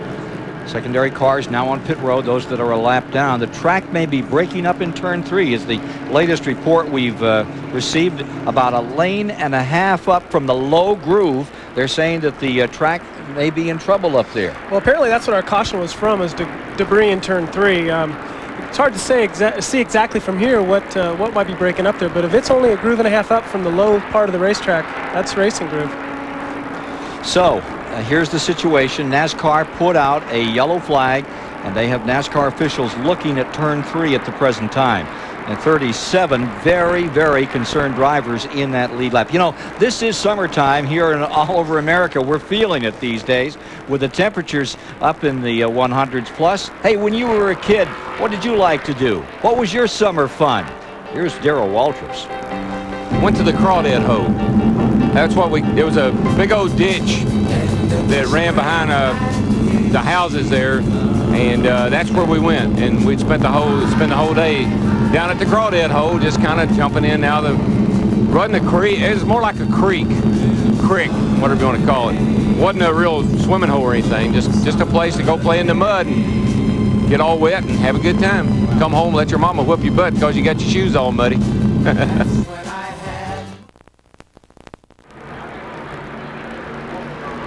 And welcome back to Pocono International Raceway, live on TBS this afternoon. We're under caution, concerned about the track surface in turn 3. We'll hear more about that in a moment. Right now, I want to show you our official directory race schedule here on TBS Sports. Rest of the season, we'll be with you from Richmond on September the 9th. That's the Saturday night show that everyone enjoys so much under the lights at the sold-out Richmond Speedway. And then on October 9th, we're back in Charlotte for the UAW GM Quality 500. You'll see that Sunday afternoon, of course, too, here on TBS. Now, for all your race schedules and track maps, phone numbers, it's found only in the official directory of NASCAR Racing. Call 1-800-RACE-345. That's 1-800-RACE-345. Just $21.95 for the book. Orders are taken 24 hours a day. Give them a call. Get your credit card handy. You'll find out all the information you need to get your official directory and be in shape when you make your next trip to a Winston Cup event. Ken Squire, interesting situation with his track surface. A lot of worry about that here. Indeed. Corner 3 is where they're taking a gander right now. The NASCAR officials up there continuing to look over a lane and a half up from the low groove. And when you think about the pounding that this track has taken, they've had 2 major ARCA races. We'll tell you more about that in our Auto Week report shortly. They had some sportsman racing here, a lot of stuff, and you can see they've already brought the brush out, and they're trying to clean up some of that third turn. So this is a real issue. Yeah, you can see, look down there, that's turn 1. That's a 1? Yeah, and you can actually see where you see the NASCAR officials down there looking. I mean, their primary concern is safety. You got to remember that. I mean, we want to put on a good show, but we've got to have a safe show. And you can see right there the pavement is actually breaking apart. Pieces are flying up the track. It could cut a tire. They need to ascertain how much is breaking up. Are the pieces sharp? Are they just rolling up? Is it something that the drivers can maybe drive around or drive over? I mean, this is a pretty major deal right now. So this is down in turn 1. Our initial report for the caution out was in turn 3, but certainly they got the brush down there in 1 at the present time. And Steve Burns can update us more, I believe, on the Earnhardt story. He's been back in the pits again. Ken, the 3 car just came in, and they changed the left rear shock. They had to change the left rear shock, and yes, he's entering pit road once again. We'll take a look and see what they're going to do. It was a left rear shock. 3 or 4 guys underneath the car. Everybody's scurrying about. Also want to update you, Bill Elliott took 2 tires on that last stop, which is unusual. So the left side of the car on Dale Earnhardt goes back up. They're underneath the left rear again. Looking at that shock, they're going to tighten it, make sure everything's okay. I wonder if Dale was changing the shock because his car was ill handling, or maybe that's the reason it was ill handling. Maybe the shock broke. It's hard to say right now. He's been taking a drubbing in the point standings of recent. Not only did Jeff Gordon take the lead for the first time by some 40 points, but now 92 points back in third is Earnhardt in his quest for an 8th Winston Cup championship. Gordon up in front, and look at Musgrave in 4th, and he's looking very strong here this afternoon. Remember, he would take the champions pit, Earnhardt. Now he's back in the middle of pit road. Probably still very much his preference. He wants to get closer to get to that garage area. They need things here. It's such a long, long pit road at Pocono. So we're going to take a quick break and be back with you again. Our initial report on the NASCAR scanner was turn 3. It's turn 1 they're working on. We'll find out if there's another problem on the other end of the track in a moment. 200 miles are in the book. We're under caution for the second time, and the issue is turn 1. Let's see any activity around turn 3. It's down here at turn 1 where they're working, and they're also working on pit road. Randy can give us an update on some of the problems there. Well, Terry Labonte in particular, he's been on pit road. They've had to drill a hole in the right rear corner, try and bring a bungee in to try to straighten out that fender a little bit, give it a little more secure feeling. Other than that, little hot tempers down here, but that's just the way it is. A racing incident, so to speak, and that's about it from Labonte's pit. Now let's go up pit road to Steve Burns. Steve? Randy, Dale Earnhardt's back again. This time they go to the right rear. They have a shock ready to put in, but I'll be honest with you, folks, I asked Andy Petrie what was wrong with the left rear, and he said, I don't want to say, but I can tell you for a fact they are putting a new shock in the right rear. New shock in the right rear. Let's go to Rick Benjamin. All right, thanks, Steve Burns. As we watch the work going on up under the right rear corner of the Goodwrench Chevrolet there, that is a major stop. That is going to cost Earnhardt a ton of time in the pits and certainly put him behind the 8 ball when we go racing again. Now let's take a look at our Auto Week weekend racing, brought to you by Auto Week, America's only enthusiast weekly. We've got some highlights to show you of the ARCA Supercars here at Pocono and also the NASCAR Super Trucks in competition. This is the Super Truck event at Colorado National Speedway. Yesterday afternoon, the battle between the 3, the Goodwrench car of Mike Skinner and the 98 of Butch Miller. Final lap, they came off of turn 4 door to door after Miller had led much of the way. Looked like he might lose again, but he didn't. He nipped Skinner at the line by a couple of inches. Miller the winner, Skinner second, Hornaday, Sedgwick, Dave Rezendes, and Jeff Bodine's truck finishing in the top. Now, at Pocono yesterday afternoon, the ARCA cars ran 150 miles. Second super speedway battle in 3 days. Again, it was Mike Wallace in the Duron Paints Klausner Furniture 90 who was your winner. 2 in a row. This time, though, he had his hands full. Tim Steele in the red number 16 led much of the race, too. They battled back and forth almost the entire afternoon. Wallace over Steele, Bob Schacht at barrier, Andy Hillenberg, the series point leader, with a 5th place finish. Call 1-800-232-1522 now and get yourself a subscription to Auto Week. 52 weeks, $19.95. Auto Week has all the inside news of racing, personalities, driving impressions, and more. Call now for Auto Week. The offer ends tomorrow, so do not delay. And I guess we're still in a delay situation on the speedway as we remain under caution because of that problem with the surface. It's cooled off a lot in Pocono. We'll take a look at that and all the other stories of interest when we come back. We're back with you at Pocono International Raceway, and I believe that we've just watched Dale Earnhardt at number 3 go down 1 lap. They've been trying to work on that shock on the rear of the car, and it looks like it's now cost him 1. It has indeed. It just took too long to change that shock absorber. At Daytona during the firecracker, Rusty Wallace changed 4 shock absorbers and didn't get down a lap. And I'll bet it's not going to be too terribly long before these Cruise engineers' ways to get the shocks on and off the cars very, very quickly, because shocks have become a major tuning factor, haven't they, Chad? Well, I'm not sure if you'll see a quick disconnect shock or not, but obviously Earnhardt's having a handling problem, or he wouldn't have come back in and changed the right rear shock too. So they just missed it a little bit, and they had to change both of them as we get ready for a restart. So apparently NASCAR's also figured out that the track's going to be all right, because we're going to go green here in just a bit. With 207.5 miles complete as they come to the line, and you can see a little unhappiness in the face of Richard Childress. 33 cars remain in the lead lap as they come down to get this one going again, with Martin in the lead. We'll have Elliott in second, Rusty Wallace third, Dale Jarrett in fourth, Schrader in fifth. Earnhardt back on the tail end of the line. In the 6th spot is Nemechek. 7th is Musgrave. 8th is Spencer. And 9th would be Jeff Bodine. Gordon rounds out the top 10, followed by Bobby Labonte, Kyle Petty in 12th, Sterling Marlin in 13th. 14th is Cope. Earnhardt going on to the tail end of the longest line as they get ready for the start. And on this restart, the jump. And here's Earnhardt trailing the field. They head across the stripe and get this one going again, having completed 83 laps. Incidentally, it's clouded over, serious cloud over. We had a big boomer this morning as we were coming into the track around 6:30. Tremendous rain shower.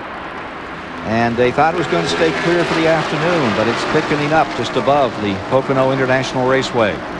Here you see Mark Martin in front. Bill Elliott hanging right on in 2nd spot. Rusty Wallace is in 3rd. And they're showing Shepard a lap down. The 21 car, the Wood brothers, had a great run last week, and he's had some real good runs of recent last several weeks. Up in 8th in the standings. Elliott's Amoco in-car giving you this picture out the back as Morgan Shepard going to pick up 2 or 3 and get back in this lead lap. Well, apparently NASCAR has decided that Earnhardt was speeding on pit road, and that's why they put him to the back of the pack to the longest line. How do they measure speed on pit road? They do it by having a bunch of experts sit up here in the top of the grandstand with stopwatches. There are lines painted out on pit road, and they time them. They time how fast the cars go between a set of lines. And from what I have been told, that is a very accurate way to do it. I don't know, radar guns seem to catch me a lot. How do you feel about that? Well, no, obviously, the pit road speed is a safety issue, and they sit up here and they time. They know how many feet it is between the 2 lines painted on pit road, and they're just timing you. If you go faster than what they've calculated it to be, then you get a penalty. It's pretty black and white. In the background, you hear the spotter and the driver in the 25. That is Schrader as he continues to wend his way through the field. He's up into 4th. Martin, Elliott, Wallace to top 3. And Schrader closing in again. There is some ways to fudge that pit road speed, though. Not that I've ever fudged the pit road speed before. But oh, no. There's, I've heard other drivers talk about you can actually know where the spotters are or the timers are up in the stands and know which lines they're using and speed in between the lines that they're not using. But I, of course, have never done that. I don't know who would, but I've heard that. IndyCar racing, they do use radar guns. They've got a whole bunch of people down there doing it, but most of the Winston Cup tracks, there's no safe place that you could go with a bunch of radar guns. So this is the best method, at least until they come up with something better. Here's Bobby Labonte putting the move on Jeff Gordon for 10th spot. Whoa! That Musgrave looking just a bit loose on the inside for a second there. It sure was, and here comes Spencer again. What a nice run Jimmy Spencer is having today, Ken. Don't worry, Spencer's not afraid one little bit to stick his nose in there, is he? No, in fact, and I think he enjoys that. it. Yeah, I think he enjoys it. He really does. When a car's working good, though, it's a lot easier to stick your nose in there and feel confident about it than when one isn't handling well. And you can see the run Spencer's having today. His car's running good. He's going to be fighting for the lead here before too long. You can see the Heilig Myers car down on the inside. That's Mike Wallace, who's won 2 races in 3 days in that ARCA campaign. Now stepping back in, driving the Junie Donlevy car and about to be overlapped by the number 24. He's running a lap down. Whoops! Like Bodine's car jumped up on him a little. Just barely tagged the 18 of Bobby Labonte. Jeff Gordon watched all that too, and you see him duck down. Now he's decided that Bodine is the one that was going to move. He tried to follow him through, but he couldn't. Labonte very wisely blocked that path, holding Gordon back. A lot of traffic right there, you know, after restarts, it's always I call it the scariest time of a race. You've got so many cars bunched together, and that's a good picture right there of all those cars together fighting for position. Yeah, after watching you race in Charlotte this May and dodge all those wrecks that seem to happen all around you, I guess. Scary time. 7th spot is that Bodine car. Look at that line being taken by Dale Jarrett in the black number 28 coming at you. And Musgrave right there with him as they scoot down to the bottom in the main straightaway. They have to pinch it a little and one, and that's where that track is chewed up a little. This is one of Jarrett's best runs all year, Ken. He's had such tough luck. He got punted last week and crashed last June here at Pocono. He got hit in the back end and taken out, and he got crashed as well at Dover. But what a nice run he's having here today. Look at Derek Cope pulling down on the inside and making that move. Great shot over the tunnel turn. Boy, that is a good shot right there. Side by side over the tunnel turn. You're not supposed to go too wide, but every now and then, obviously, it's going to happen. That's where you're not supposed. That's where you can't do it. That's right? where you can't do it. That's where you can't do it. Saw 6 of them do it. And the drivers are now saying that there are so many different camera angles, good angles like that one, that you can't roughhouse anybody anytime on the racetrack. Used to be you'd get off of the back straightaway somewhere and you could bunt somebody, you could root them and get away with it. Now, boy, there's just no safe place. Now look at that. That's Cope. Front of your picture, left-hand side, in that number 12 car, and he is up to 11th. That's and good. Flying. It's good to see Derek have a good run today. I think NASCAR has decided that the problem with turn 1 down there isn't the fact of cutting a tire. They've determined that that's not going to happen. It's that the pavement is coming apart. As the pavement rolls up on the track, they've got to come out and sweep that off every now and then. But the track is determined to be safer. That's why we went green. We've seen that happen before. You're watching Sterling Marlin in that back for the lead again. And look at Rusty Wallace, second place. as the number 2 of Rusty Wallace sneaks through on the inside of Bill Elliott. That's for second. Leader is still Mark Martin. 19th place is what you were looking at a moment ago. Number 4, Marlin, was there. In the 20th spot was Michael Waldrop. See Rusty put his hand out the window there, Ken, as he's going down that long straightaway. It's still pretty hot, even though we're getting a little cloud cover. What did they say the track temperature was? We talked about the outside temperature a little bit today as being really reasonable back into the 80s here in Pennsylvania as opposed to 105 a day ago. But track temperature is still a stickler. Yeah, it feels good, too. It sounds kind of just a little thing like putting your hand out the window, but getting that fresh air blowing directly on your hand, it really feels good sometimes.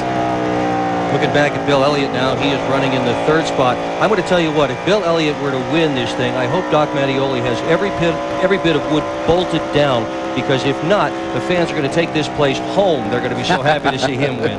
There will be. That's a great shot coming out the back of Rusty's car there. You can get an idea of not only how stable these race cars are. It looks so simple in that shot because you're not seeing him fight that steering wheel. It looks kind of stable, and it is. The cars don't slide around that much, but you are steering them. Almost to halfway here at Pocono. I wanted to ask Chad Little a question about the changing temperatures. Chad, I walked outside of our pit communication center a minute ago. I'll bet it's 20 degrees cooler even than the start of the race with this cloud cover. What will that do to a race car, and why haven't we seen more drivers seem to have handling problems? Well, I think generally when it gets a little cooler outside, the cars will tighten up just a little bit. But, you know, the temperature's changing outside doesn't make a lot of difference at a track like Pocono. You see some places like Charlotte where it makes all the difference in the world. But it's still hot out. It's still very muggy, and that's why you see guys like Rusty putting their hand out the window. Remember, we talked about the start of the show, this track tends to be tight, so the guys set their cars up as loose as they can to get them to turn coming off of these corners. That's why you see a guy like Darrell complaining that as soon as the race started, my car's too loose, it's too loose. Martin and Wallace running 1 and 2. As to track temperatures, we can get a little more from Randy Pemberton. It has dropped significantly, at least standing here in the pits. I've got the barometer on the pit road here. It's down to 110.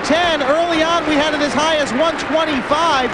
Now, when we started this race, the sun was blistering down on us, and it has blistered all during this weekend's practice sessions. That could be why some of these guys have missed the chassis now. It's hard to say. Maybe the track hasn't changed that much, but the temperature here on pit road has gone down significantly. 15, 18, 20 degrees. You notice that as a driver, too. The changes outside. It's still hot, muggy, but you do notice when it gets cool like that.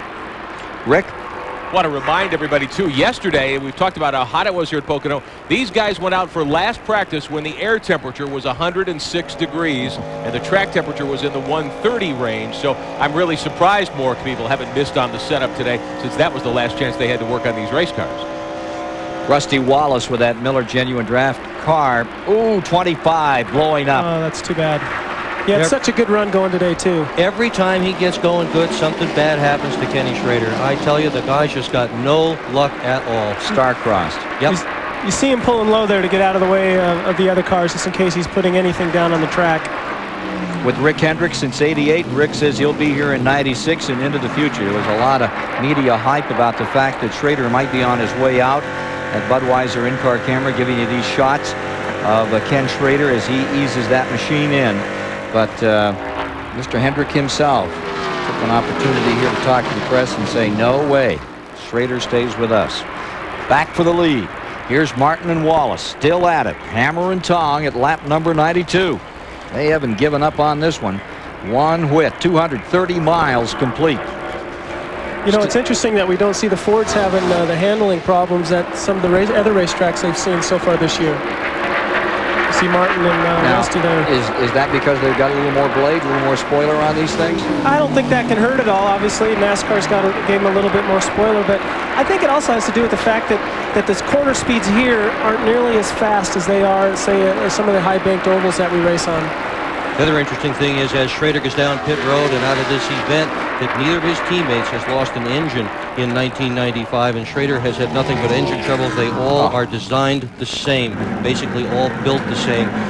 The number 5 of Labonte and the number 24 of Gordon and Schrader, but Schrader is the one that's having the problems.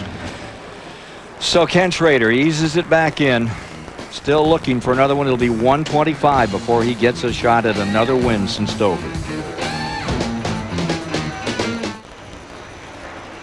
The highest running Chevy in the field. number 18 right there, was 7th. Ford was 1 through 6. Turn 1 in the wall. Bobby Labonte out of Corpus Christi, Texas, now limping back toward the garage area. And again, we have a caution flag on the track. So one would wonder what happened down there in turn 1, and we'll get as much information for you as possible. 31 cars remain in the lead lap, but you can see that Bobby Labonte took a hard look in the Interstate Joe Gibbs car. Brought it down off the wall, rolled it across the line, and now is trying to get back around this 2.5-mile track. So caution coming out at lap 95. That is the third caution of the day as we watch the Bobby Labonte car coming onto pit road. Fortunately, this is not the same car he won those 2 races with in 1995. This is another car because, boy, this thing looks torn up, Ken. Oh, hard left turn. Right back to the garage area and end of the day for 2-time winner in 95, Bobby Labonte. Johnny Benson can give us more on the tire story here today. John? Yeah, the tire wear looks really good, as you can see here, but with the track coming up there in turn 1, it seems to be adding a lot to the tires. We got big pieces coming out and hitting cars, and this is really hard. And I think what's happening is the tire gets extremely slick and very much out of balance, and this could be causing some of the problems. Well, we're waiting for the leaders to hit pit road. Mark Martin now coming down pit road, ready to hit his stop as Steve Meal and the crew go to work on the cars. We've documented Ford's unusually running up front here today. We talked about that at the beginning of the show. We are now getting around to the second part of the season where these teams start hitting these tracks for the second time.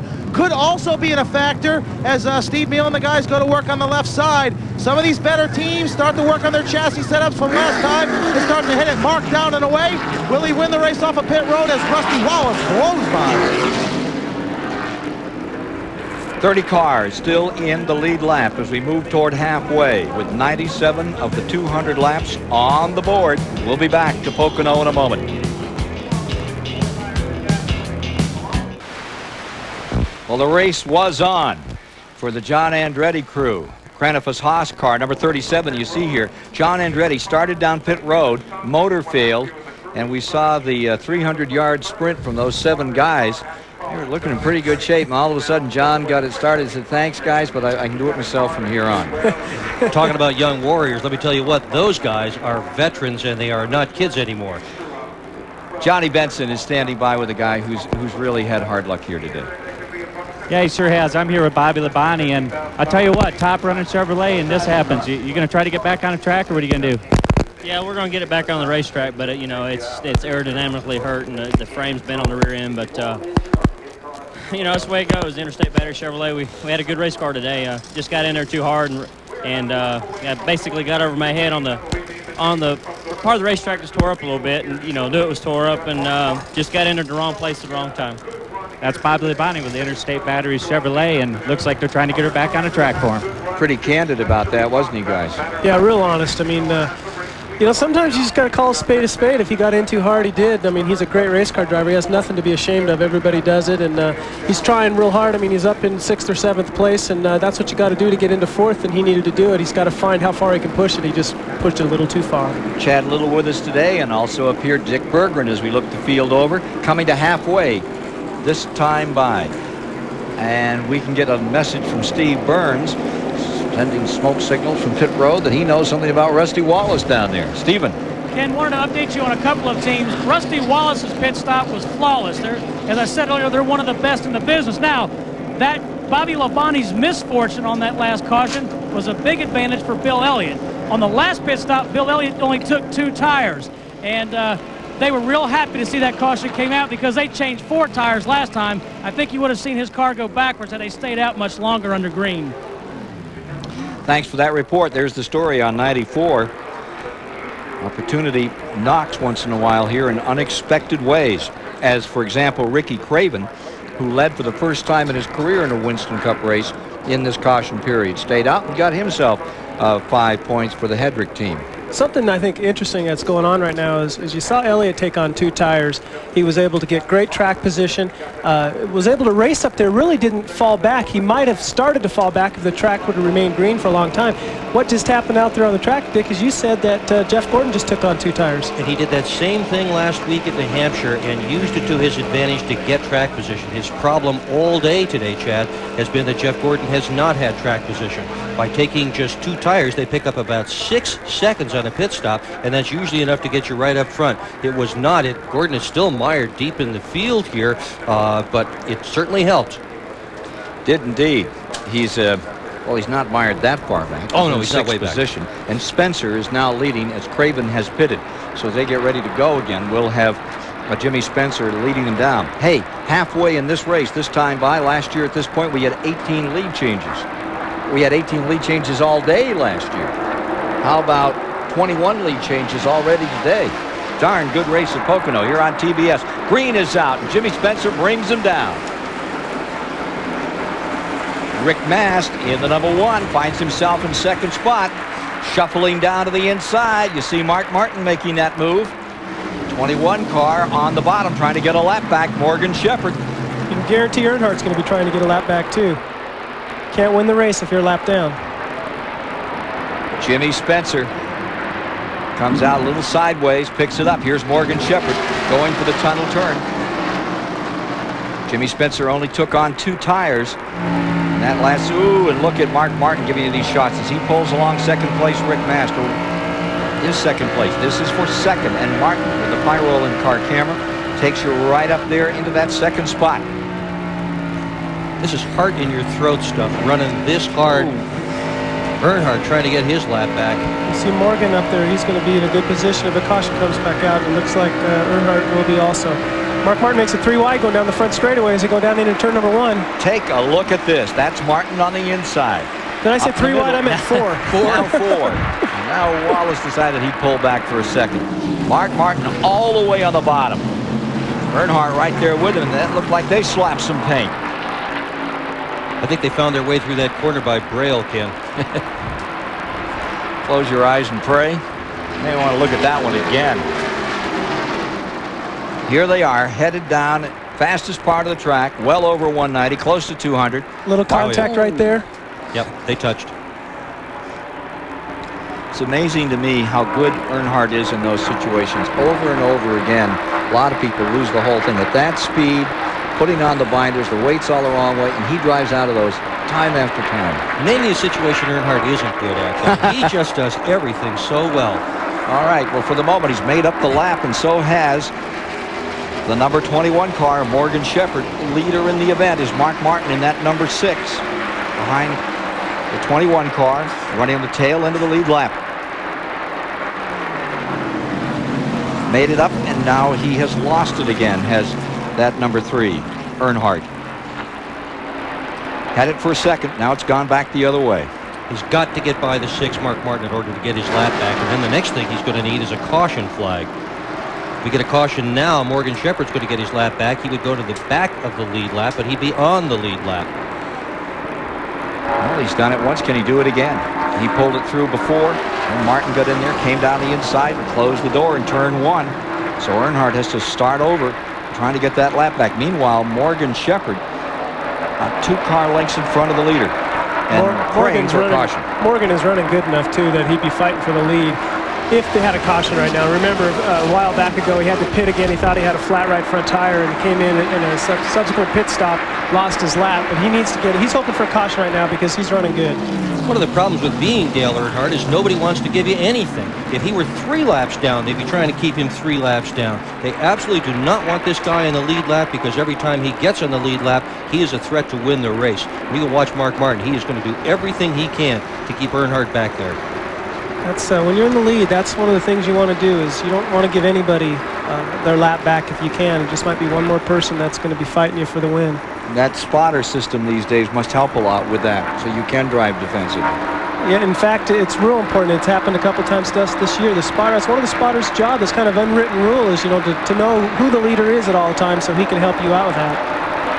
Again, the spotters are kind of up here on the top. They get a good view of the racetrack to help the drivers out with when there's an accident, when they're clear, if they're passing somebody, and so on. Let's take you back through the top 10. Martin leading, Wallace second, Jimmy Spencer third, Mast, Jeff Gordon, Dale Jarrett to 6, Musgrave coming by in 7th, Sterling is 8th, Derek Cope running in 9th, and in 10th is Bill Elliott. Just behind him, Waltrip is 11th and Jeff Bodine in 12th. Looks like Mark Martin was building up ahead of steam to try to put Shepherd a lap down as they came down the main straightaway in the last lap. Riding in the Miller Genuine Draft Car with Rusty Wallace. I think Rusty's just about ready to take over Dale here, and obviously I think if Dale's going to get his lap back, he's going to have to do it on a restart because these front-running cars are just a little bit too strong right now. Earnhardt is not running up to snuff. There's no question about that. There are several cars out here right now that are faster than his. I wonder how much that dinged-up nose is having an effect. I would think it's got to be playing a little bit. This track is very fast at the end of the straightaways, and the aerodynamics is important for that reason. Earnhardt did not lead when they came to Pocono the last time, but he's led 7 the last 8. The June race was the exception, and he has not led here today. Pocono's always been one of those kind of racetracks too, Ken, where the end of the race you'll have 30 cars in the lead lap, and I think that's what we have right now. It's a competitive race here. 29 in the lead lap at the present time, with Jeff Burton in 23rd, Kenny Wallace 24th, Rudd is back in 25th, Hamilton, now you're riding with Mark Martin, Lake Speed 27th, Terry Labonte back in 28th, Craven is 29th. He is the last car on the lead lap. And Morgan Shepherd in 30th, a lap down with Earnhardt 31st. I'm really impressed with Morgan Shepherd and how he's running to keep his lap there ahead of Mark Martin. And I'm impressed that Jimmy Spencer didn't just spin that car out right there. Boy, that thing really got loose coming off the corner. Jeff Gordon on the low side now trying to take Spencer. And look at Dale Jarrett. What a nice run he's having today. And he's up there with Musgrave. That 6th spot is being contended. Look at Musgrave pull up on Dale Jarrett. All of this 4th position. Rick Mast in 4th, Spencer in 5th. You see Jarrett 6th, and the number 16 of Musgrave in 7th. And here comes Spencer down on the inside. Yahoo! Spencer doesn't give up, does he? Loose car or not, he's going to try as hard as that thing will go. 2-time National Modified Champion out of Burr, and 3 wide over the tunnel turn. Ted Musgrave got a really good bite coming out of the tunnel turn there, and that's going to help him getting down in there into turn 3 on the inside there of Rick Mast. Musgrave. Boy, man on fire. The Rocket Man right now is Musgrave. Hosted a TV show the other night. Must have the owner of the car, Jack Rouse, saw him do the TV show and said, you know, Ted, I think you better stick to your regular job. It may have helped him. Take a look at this. He is flying. 28 car also just drove underneath of Rick Mast there as they went down into turn number 1. Rick Mast having an excellent ride. Here's Derek Cope coming after him. And you see Bill Elliott clambering back into this thing. Mast sliding back a bit. Great run for Mast today, though. Another driver who needs a good finish. He has just saw Derek Cope blow motors. They went right into turn 2 there, what we call a tunnel turn. Luckily, there was no oil, or that would have been a bad situation for Bill, who wasn't but inches behind Derek. You saw that happen right on camera, too. It just let go. You could see a little bit of smoke coming out of the exhaust, and it just got bigger and bigger and bigger, and that was all she wrote. I tell you, when you're a driver in that situation, you take a big swallow because for a second you just have to maintain straight. You don't want to do any drastic movements, but you wait to see and feel what's happening, and Bill probably swallowed pretty deep right there. No caution out. Had started 19th today. Derek Cope had worked his way up to 8th. 2-time winner and was looking strong all over for him. And the advantage Morgan Shepherd had getting his lap back, that's all over. Morgan is back in the field again, and he is still 1 lap down now. Let's take a look at this lead change while Derek Cope was blowing up. This is lap 108. It looked like Mark probably waved him by there. Rusty had a good run going, and Mark just kind of said, go ahead, I'll follow in behind you. As you saw, Rusty overtook him so fast. He looked like an arrow off a compound bow. He does. Wham. A lot of give and take, and drivers use their hand signals a lot. Might hold your hand up and wave it back and forth, just like you're doing going down the road as you're going to wave at somebody, telling the guy to go ahead and go by me, I'm going to follow behind you. Look at Spencer, just the back end of that car wobbling around. Musgrave trying to loosen him up a little bit more if he can in the 16 car to try to get by, get position. 4th, 5th, and 6th. Spencer in the yellow number 23. and Musgrave. Now, Musgrave's had a second-place finish in this track. He's darn near won a race on this track. Here's Musgrave coming after Jimmy Spencer. And Spencer used to sit up here in this grandstand and wish for the day he could be out there. He'd love to have a great day in the state of Pennsylvania. In fact, Musgrave's second was right here in June, and he also has a second at Martinsville this year, a third at Dover, a fourth in the Daytona 500, a fifth in the Firecracker, sixth at Sears Point and Wilkesboro. When a guy finishes that far up front that often, he is due, and Ted Musgrave is definitely due. And is also why he's sitting in fourth place in points. Yeah. Well, earlier we saw Kenny Schrader's car erupt in smoke, and he had to go back to the garage area, and Johnny Benson is standing by with him now. John? I'll tell you what, Kenny Schrader's Budweiser Chevrolet started up fourth, looking for a good day there. What happened? I think ran real good. You know, Bud car was good. Ran top 4 or 5 all day, led a bunch, but something serious in the motor, Johnny. You know, that's one of them days it makes a lot of noise, don't run good, and pipes, smoke comes out the pipe, so we weren't going to fix it. Yeah, it's one of them things us drivers don't like to hear. Sorry about that. Yeah, you guys know a little bit about that. You've had a couple of DNFs, haven't you, this year? You had 4 wins, Chad. Yeah, we experienced a little bit of motor problems at the start of the year, and knock on wood, we haven't had any since then. But we lost a motor at Richmond and again at Atlanta. Other than that, we've had a good year. From the Duralube aerial, as you watch, Musgrave flying through traffic has taken down the Jarrett colors in number 28, done the same to Spencer, to Mast, and he's continuing to close on the leaders. Johnny Benson, down here working in the pits with us today, first time, is the guy that is number 1 in Grand National points. Hey, let's take a look at Spencer a moment ago. A little arm wrestling out here. Arm wrestling. I like the way you call that. Yeah. You know, Spencer right there got a little bit loose and had to turn it away. And I'll tell you, Dale Jarrett was almost the recipient of some bad luck there. So was Jimmy Spencer. Yeah. Well, he's a pit bull in a shoulder harness. That really fits with but you know, guy he's, in 23, he is isn't it? so brave too, Ken. I mean, you see a guy with a car like that, I think almost anybody else would just say, well, I'm just going to ride this one out. Jimmy Spencer will get everything that car can possibly give. And a little more. Sometimes, yeah. We're watching Earnhardt slipping back here. Boy, his quest for that 8th crown, you come to midway in the season, and usually that's when things turn around in favor of Richard Childress Racing. We're up to the 17th race this year. That's not how it's going right now for Earnhardt in the campaign. Falling back to 3rd in the standings. He could take another hit here. Here he is sliding in behind the number 94 of Bill Elliott. That's 8th place car, Elliott, and he's trying to take 7th away from Rick Mast. Down to the inside comes Elliott, making a move, trying to get 7th position from Rick Mast, and he's got him. This at lap 112. Let's go back to Johnny Benson, who can update another story about one of these top Winston Cup racers who's had a short day. I'm standing here with Derek Cope of the Straight Arrow Ford, and Derek, what happened? Started 19th, made it up to 7th. Man, what a great run. Thanks, Johnny. You know, the Straight Arrow Ford was running pretty well. You know, we had it, gradually getting up to the front, slowly but surely, not trying to abuse the car. And, when we got up to the motor, that goal going down the back chute. So, an unfortunate day. We had a lot of people here from Straight Arrow with nearby Bethlehem, so it was unfortunate. But we'll be back next week, Talladega. Yeah, thank you.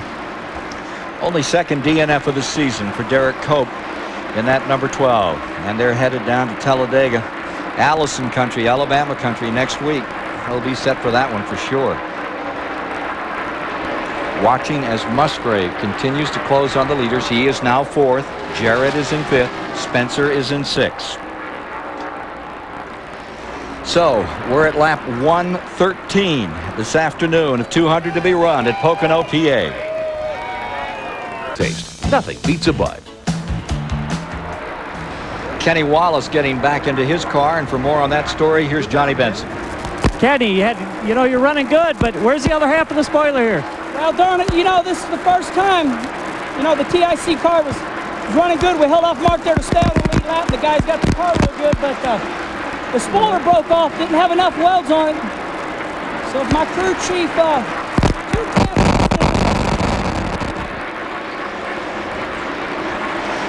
buttoning him back up and getting him ready to go out there. A little spoiler problem. for Kenny Wallace. The old Red Dog got bit. There's Mike Wallace's car, number 2. Or rather, Rusty Wallace is number 2. Mike Wallace is still out here, but well down, 30th position, a lap from the leaders. Got all the Wallace brothers involved in this one today.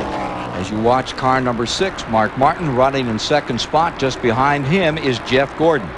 It's about a minute, about a second and a half between first and second position right now. Hey, what's interesting too is Jeff Gordon's tires. Remember, he took on 2. He's still hanging right in there. Although we do see Musgrave slowly creeping up there, but Gordon's hanging right in there. The front 3 haven't really lost too much ground. Well, you can see the 24, and indeed, around comes Musgrave, moving under Morgan Shepherd and closing up. Be interesting to see what happens if Musgrave gets to battling with Mark Martin. Musgrave told me this morning, he said, my car is actually better than Mark's. He's had him in the wind tunnel, so he knows the answer to that one. That team has no lead driver. Whichever driver is going faster, that's the one that leads. It's not a situation where Jack Roush says, well, Mark Martin's our top driver, so we're going to let him have all the good stuff. They both get all the good stuff. You saw John Andretti running slowly down on the bottom of the track up there as they came into that flat turn number 3. You can see Musgrave struggling right now to get around the 21 car, Morgan Shepherd, who remembers the lap down. That's the time right now where drivers really got to be patient. You make a mistake now that costs you, like you get yourself in a wreck trying to pass a lap car. That's when you get paid the dollars right there. Musgrave's a real patient driver. He'll wait till he has the right timing to make the pass.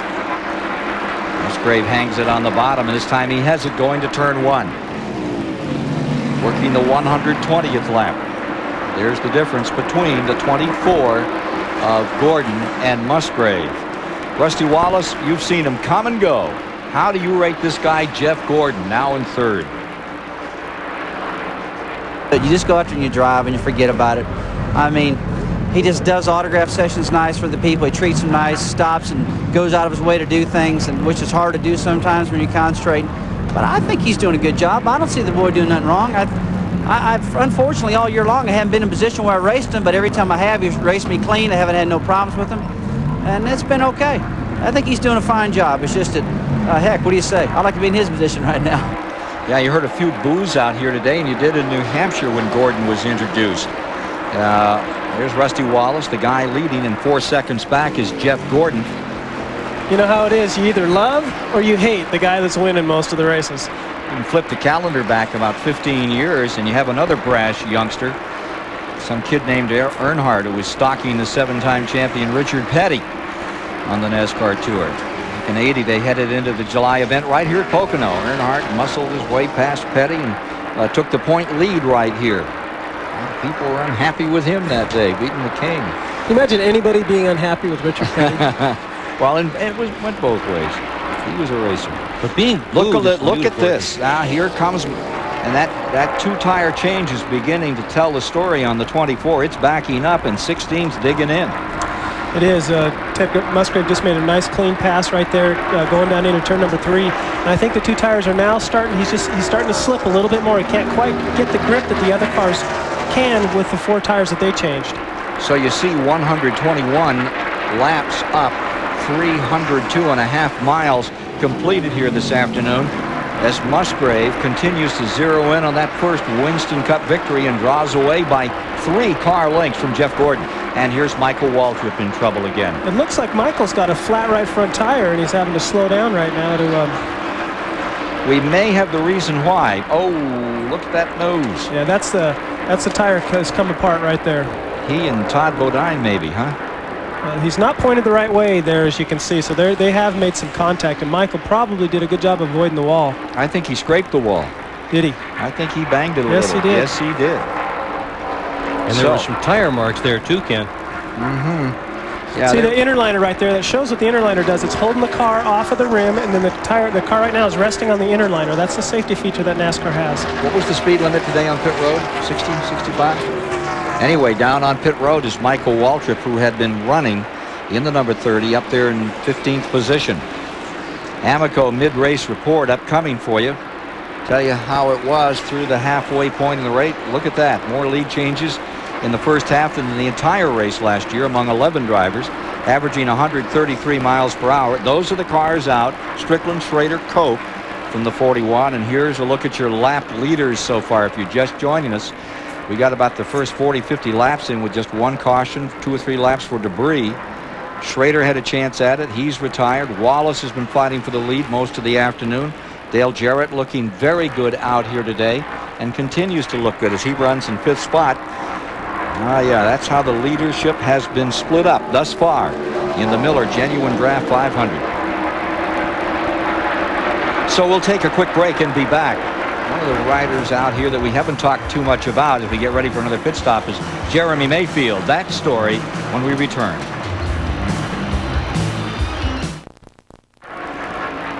I tell you, we got everything at Pocono. Here's a hot dog and a mud bug. Hello, Hertz, about that vehicle I rented. Actually, I think that's your rental car, Ken. No, it's Bergren's. I rode in it this morning. Oh, gosh. There's action everywhere. And some of the best action is being furnished right now by number 98. Jeremy Mayfield is up to 9th. He is closing on Bodine. Jeremy Mayfield started 38th out here today, bidding for his first career top 10 finish, and he's looking stout. Jimmy Spencer just up there in front of him. Mayfield has gone by Kyle Petty and Sterling Marlin. Rick Mast moved up into this top 10 spot, and he's not letting off. Jeremy having a wonderful run in that RCA car for Cale Yarborough. Three-way battle back here. When you talk about youngsters, he's only 26 years old, Ken. He is one of the young lions, one of the racers of the future. Yeah, when you talk about the phenomena of the young that keep breaking through, a lot of people say, including Cale Yarborough, that Jeremy Mayfield, now the move. As you saw the 23 car get a little loose, and Bodine scooted right down to the inside and took advantage and brought Mayfield with him. So that brings Mayfield up another spot. What did that give him, 8th? He's going to make a move right now coming out of turn 3, it looks like, too. How about for 7th? Jeremy Mayfield. He's really running good right now. The engine builder for that car is Tony Cola, and he's the one who started me out in the Winston West Series. I know they've got a good engine builder behind him. Getting a report that the 42 car is showing a loose tailpipe now on Kyle Petty's car. But look at this struggle. That's the 7th, and that is Bodine. And he has 7th spot. It may be just a momentary hold in that position as Jeremy Mayfield bears down. Crew Chief Bob Johnson's done a lot of work on this car, and it's performing beautifully for Jeremy. So much irony here when Jeff Bodine was a young man, a racer trying to make a name for himself in this sport. This is the racetrack where he made moves like this and where he suddenly came into national attention for running so well, so strongly. And look at this. 26-year-old Jeremy Mayfield right on his tail. And I believe Bob Johnson's off that team. Yeah, I think he is. I think he is. So here's Mayfield again to the inside, looking for 7th, and then slides back in behind car number 7, Bodine. Black flag on the 42, dragging the tailpipe. Header down on number 42, so the consultation flag went out on him. Just a couple more laps here, and I think we're going to start seeing some more green flag pit stops. What did we hear about lap 132, was it, or 134? And we were supposed to see Gordon come in with the 16 car. We'll see.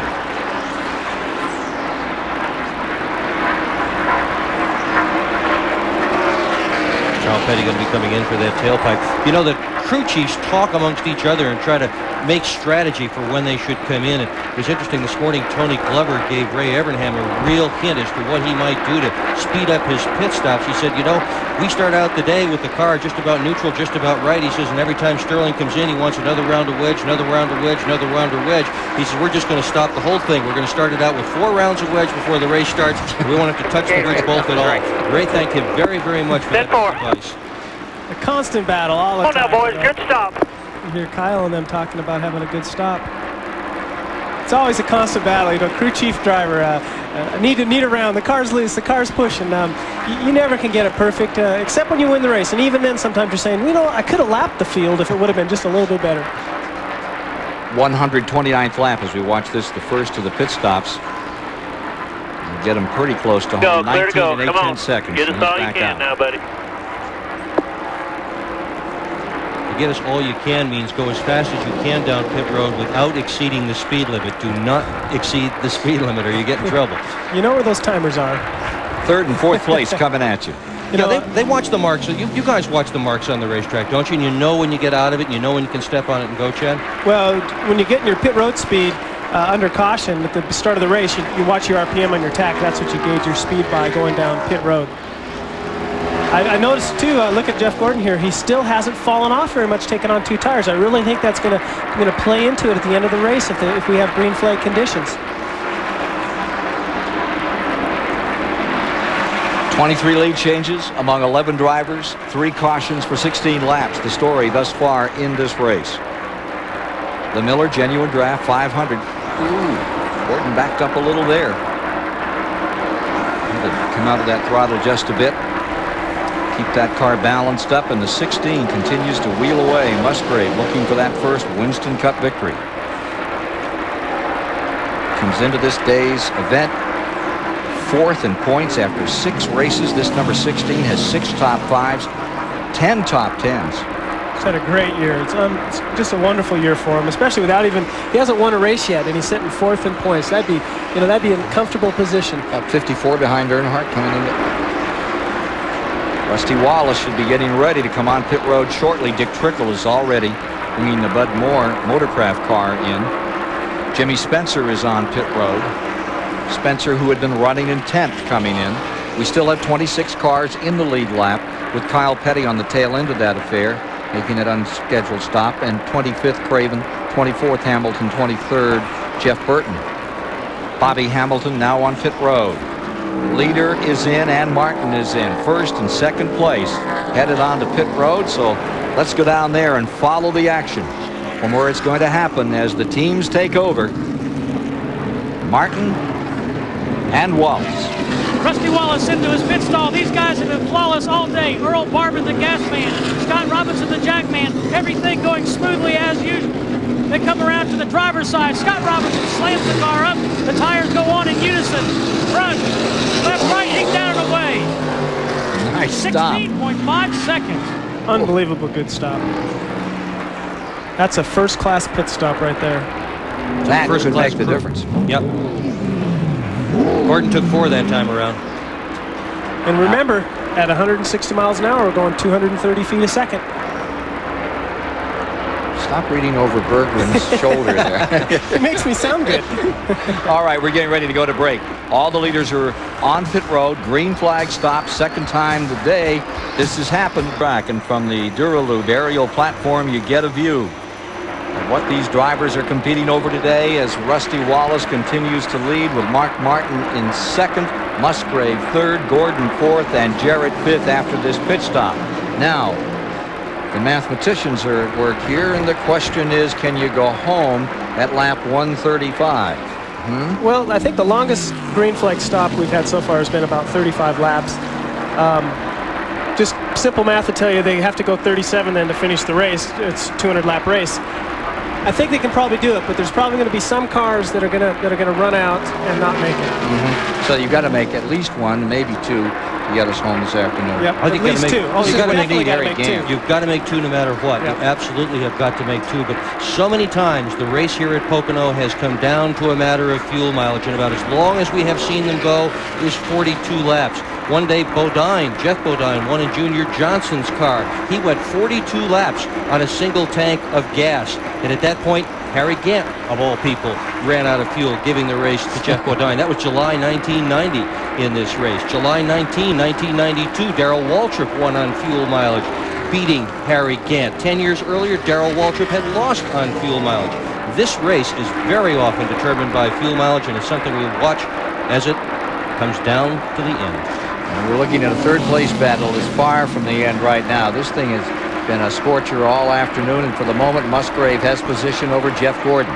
Gordon going for his 3rd win in a row. That doesn't happen any too frequently, and he is really putting every bit of effort into this. Ray Abraham and company has tried to put together a car for him that would give him the balance to take him home. We'll see what happens. Howard Comstock, Ted Musgrave's crew chief, is standing by right now with Randy Pemberton. Let's go and get a report on that number 16. Howard, another heck of a run for you guys. You had some problems off at the top of the race, but you got them fixed. What's Ted saying about the car? Yeah, we got him behind real bad at the beginning there, and I hated that, but he drove it up through there. It's a little bit loose when the sun comes out, so if the sun stays out, it's going to be loose the rest of the race. We're hoping for some clouds. Come on, clouds. Okay, that's Howard Comstock. You think the weather, if not the temperature, makes a difference? Just the cloud cover can affect these chassis. And you're seeing that shadow from underneath those cars. Sun has come back out, although we have a lot of overcast. There's some breaks here, and right now the track is being favored by them. You heard Howard Comstock say they were hoping for some clouds. I think the reason why is because he's a little bit loose. Clouds will make the track tighten up just a tick, which would be towards his favor. The guys that are a little tight right now, they're wishing just the opposite, that the sun stays out. Watching as the 16 car running in the third position goes looking for Rusty Wallace in first and Mark Martin in second. And you have Fords currently showing 1, 2, and 3 on the field. The fourth place is the Chevrolet. We were watching that in the right-hand corner of that shot, Ken. That grandstand absolutely packed. When was the last time you saw a shot of a baseball stadium where every single seat was sold out? You're going to get in as much trouble as I do. You better leave that alone. Oh, it's just so nice. I mean, those of us who've loved auto racing all our lives, to come to a place like this, and when this racetrack first opened, the grandstand was perhaps a quarter this size, and it was only half full. And Doc Mattioli and his family have worked so hard on it. NASCAR has worked so hard on it. The drivers have done such a good job, and this place is packed. Look at this crowd, and it just makes those of us who love racing very happy to see. Dr. Mattioli's spinach patch is packed today. It's like 120,000. Take a look at those folks enjoying this Winston Cup race. And next week, same story in Talladega, Alabama. And yesterday, the same story in Denver, Colorado. Dick Bergen and I were out there for the truck race. 8 o'clock in the morning, they'd sold every seat. Unbelievable. So, Rusty Wallace has the advantage, and let's check the interval. First to second spot. Tell you that Musgrave is third, Gordon is fourth, Jarrett is fifth, Nemechek is sixth. There you see Martin, your second place runner. Back in seventh is Elliott, Spencer is eighth, Mayfield still ninth, Kyle Petty 10th, Jeff Bodine 11th, and Darrell Waltrip. There's that interval, and it's tightening up now between first and second position. We're down to 22 cars in the lead lap. There's Musgrave in third and Gordon in fourth. We talked about Gordon trying to get that third straight. One of the tough ones to do. To get to that, Herb Thomas. Remember that name? Yeah, I sure Back do. in the 50s, and he did pulled that off. He sure did. But the tracks in those days were places like Macon, Georgia, and your old favorite, Langhorne, Pennsylvania. Yeah, Richard Petty's pulled 3 straight. Rusty Wallace has pulled 3 straight. Darrell Waltrip has done it. Earnhardt has done it. John Andretti in the 37 car just pulled in off of the track and behind pit wall. I wonder what happened to him. He's been limping for some time. For the lead, Wallace versus Martin. Lap 140, no contest. 6 goes down the inside. Martin's there. Now Wallace coming back after him. Let's see if he's got anything for him. Boy, that is some tight racing. Give and take like we talked about earlier. You know, I think Rusty probably gave him the old hand signal to go ahead and drive underneath me. I'll follow you for a while. We'll see how that works. Those Fords really having a great day. Ricky Rudd was saying that having that little bit of extra rear spoiler on these cars didn't have much effect last week at Loudon, but this week it could because of these long straightaways, in particular this main straightaway. Don't want any more drag than absolutely necessary, so your speed down the straight will be good, but you need enough rear spoiler to get the rear force down needed in the turns. You can see Wallace right here falling back a bit, but the Fords have a little bit more than they've had before. Let's go to Randy. Well, Steve Neal sitting here on this toolbox watching Mark go by. Are you better in the sunshine or the shade? It seems like it's nip and tuck with you and Rusty, at least for now. Ted's coming on as well. Yeah, Ted's good no matter what.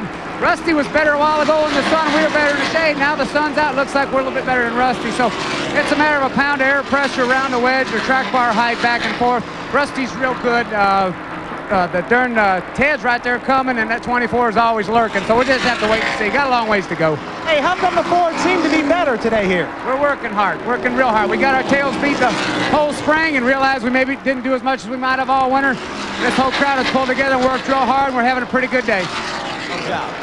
Caution is on the track at lap 142, 355 miles deep in the event. 145 to go, and they've thrown the 4th caution of the day. The 22 car down in the grass, Jimmy Hensley taking over in this machine, a couple of races back, comes to rest. So we have a caution period. That'll bunch up 21 cars for the lead. They'll come back to the stripe. Hensley's had no fun at all in this car. This is his 3rd drive in it at Daytona in the firecracker. The engine failed on the last lap in the 2nd race last weekend at New Hampshire. He crashed hard, and here he sits in the grass at Pocono. This is a hard-working team, Bill Davis Group, and you can better believe that they're going to get it together and get that car out front where it belongs.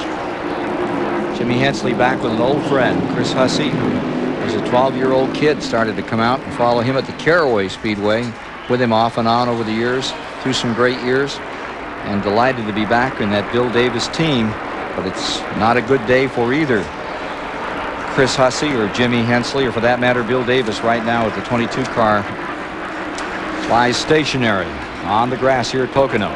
Remember, Pocono is one of the hardest racetracks of all the NASCAR tracks on motors. The valve train turns so hard here at the end of the straightaway. That's also one of the reasons that they started using the overdrive, so you wouldn't have to turn the motor so hard at the end of this straightaway. So it's about this time of the race that you start to see motors let go. The valve train just gets abused. You start breaking valves, breaking springs.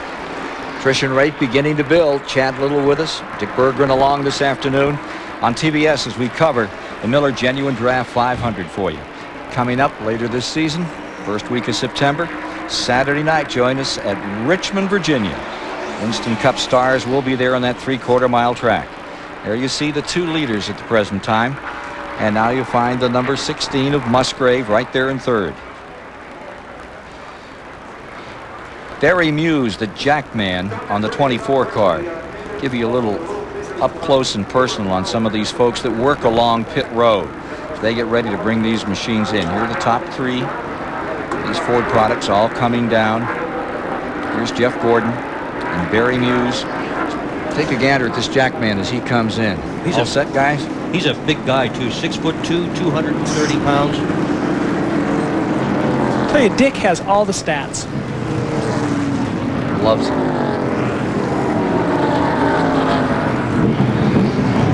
Here he goes.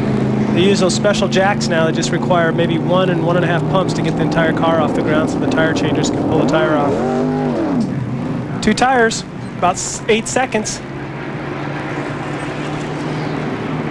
Barry Muse working on number 24, getting the job done there. Again, gets them back out on the track as you watch the Mark Martin activity here, and he's back, and we'll be back with more in a moment.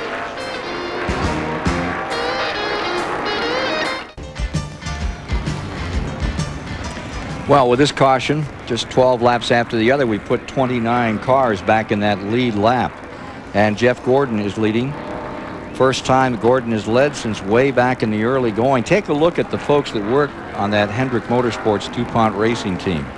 Pretty young outfit out here that they've got together to try to give him his 8th win today. Try to give him a national championship. He's leading in the points as we came into today's affair. Charlie Seegers. Now there's one real old. Is that what cheers would say, Ken? Let's go to Randy.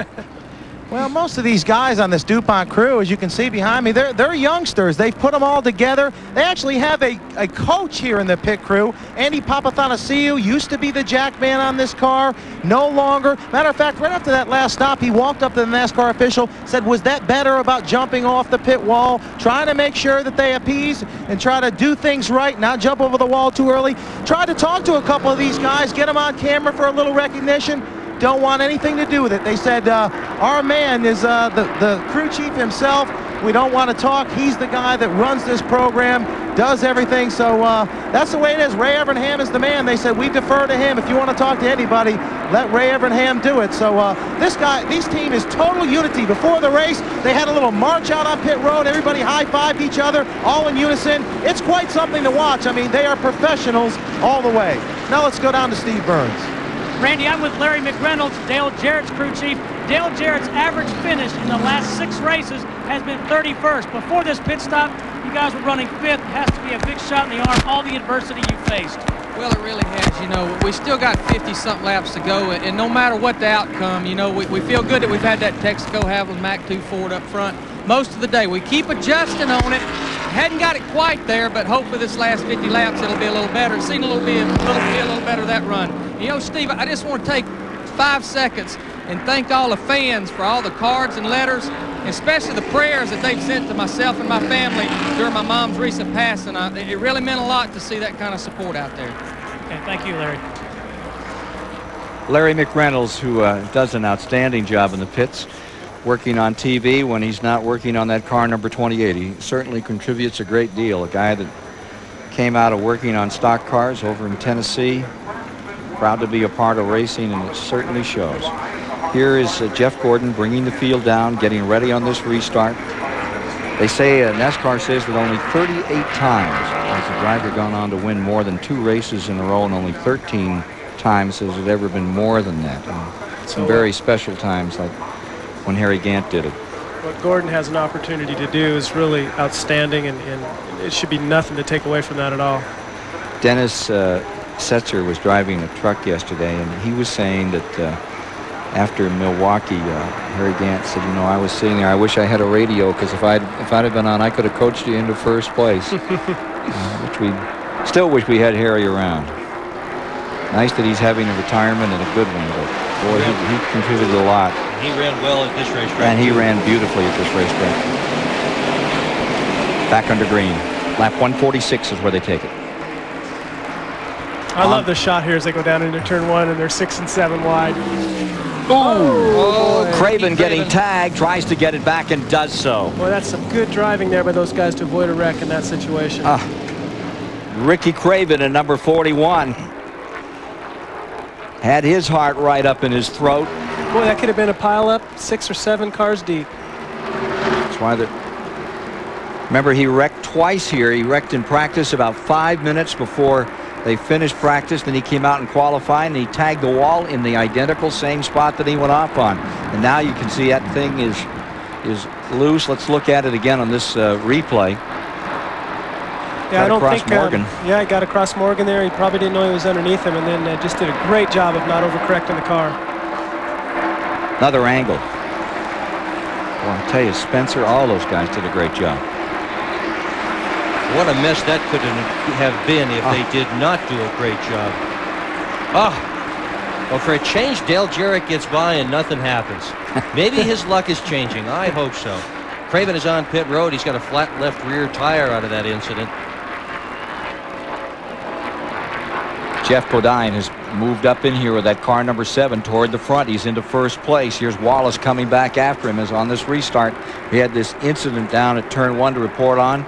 Bodine is now your leader. Wallace is into second. Gordon third. Musgrave fourth. You have Dale Jarrett in fifth. Nemechek in sixth. There's the scramble. It's a beauty. It really is. Jeff Bodine is really driving well today and aggressively. Ooh, gets a little tap. Oh, comes old, up high.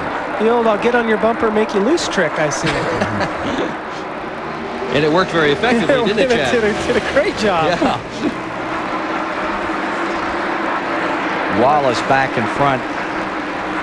Bodine may have his sights set on him for more than a reason to get him back to first place here now. Wallace first, Gordon second, Musgrave third, Dale Jarrett in fourth.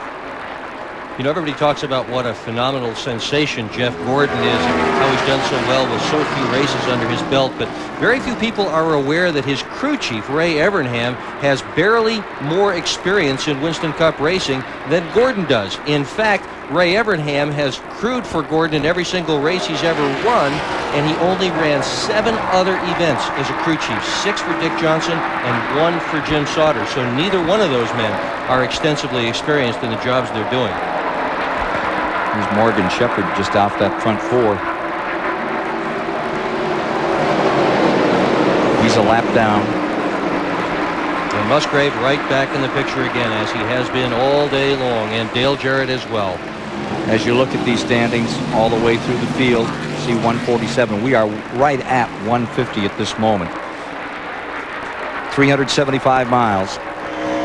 On board in the Miller car with Rusty Wallace, looking back at Jeff Gordon. Got yourself a Ford Chevy Confrontation up in front in the Miller Genuine Draft 500 at Pocono, Pennsylvania. 29 lead changes.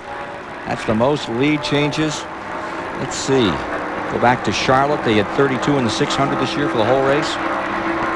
And this one's far from over. 50 laps to go. We could break that, Ken. Oh, Morgan Shepherd just keeps plugging away. He remains a lap down in that number 21 car. He's tried all day to get the lap back that he lost so early in the going.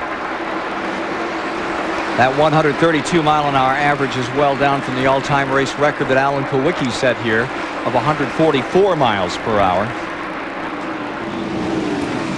Mark Martin and Elliott got the position on the 7 car, Jeff Bodine, as they, well, again, Jeff makes a liar out of me. Jeff said, I don't think so, Bill. I'm going to go ahead and keep this spot right now. Getting a little aggressive out here as we get down toward the end of this one. Well, it's frustrated as a driver when you get hung on the outside and you know the people on the inside are going to have the position on you.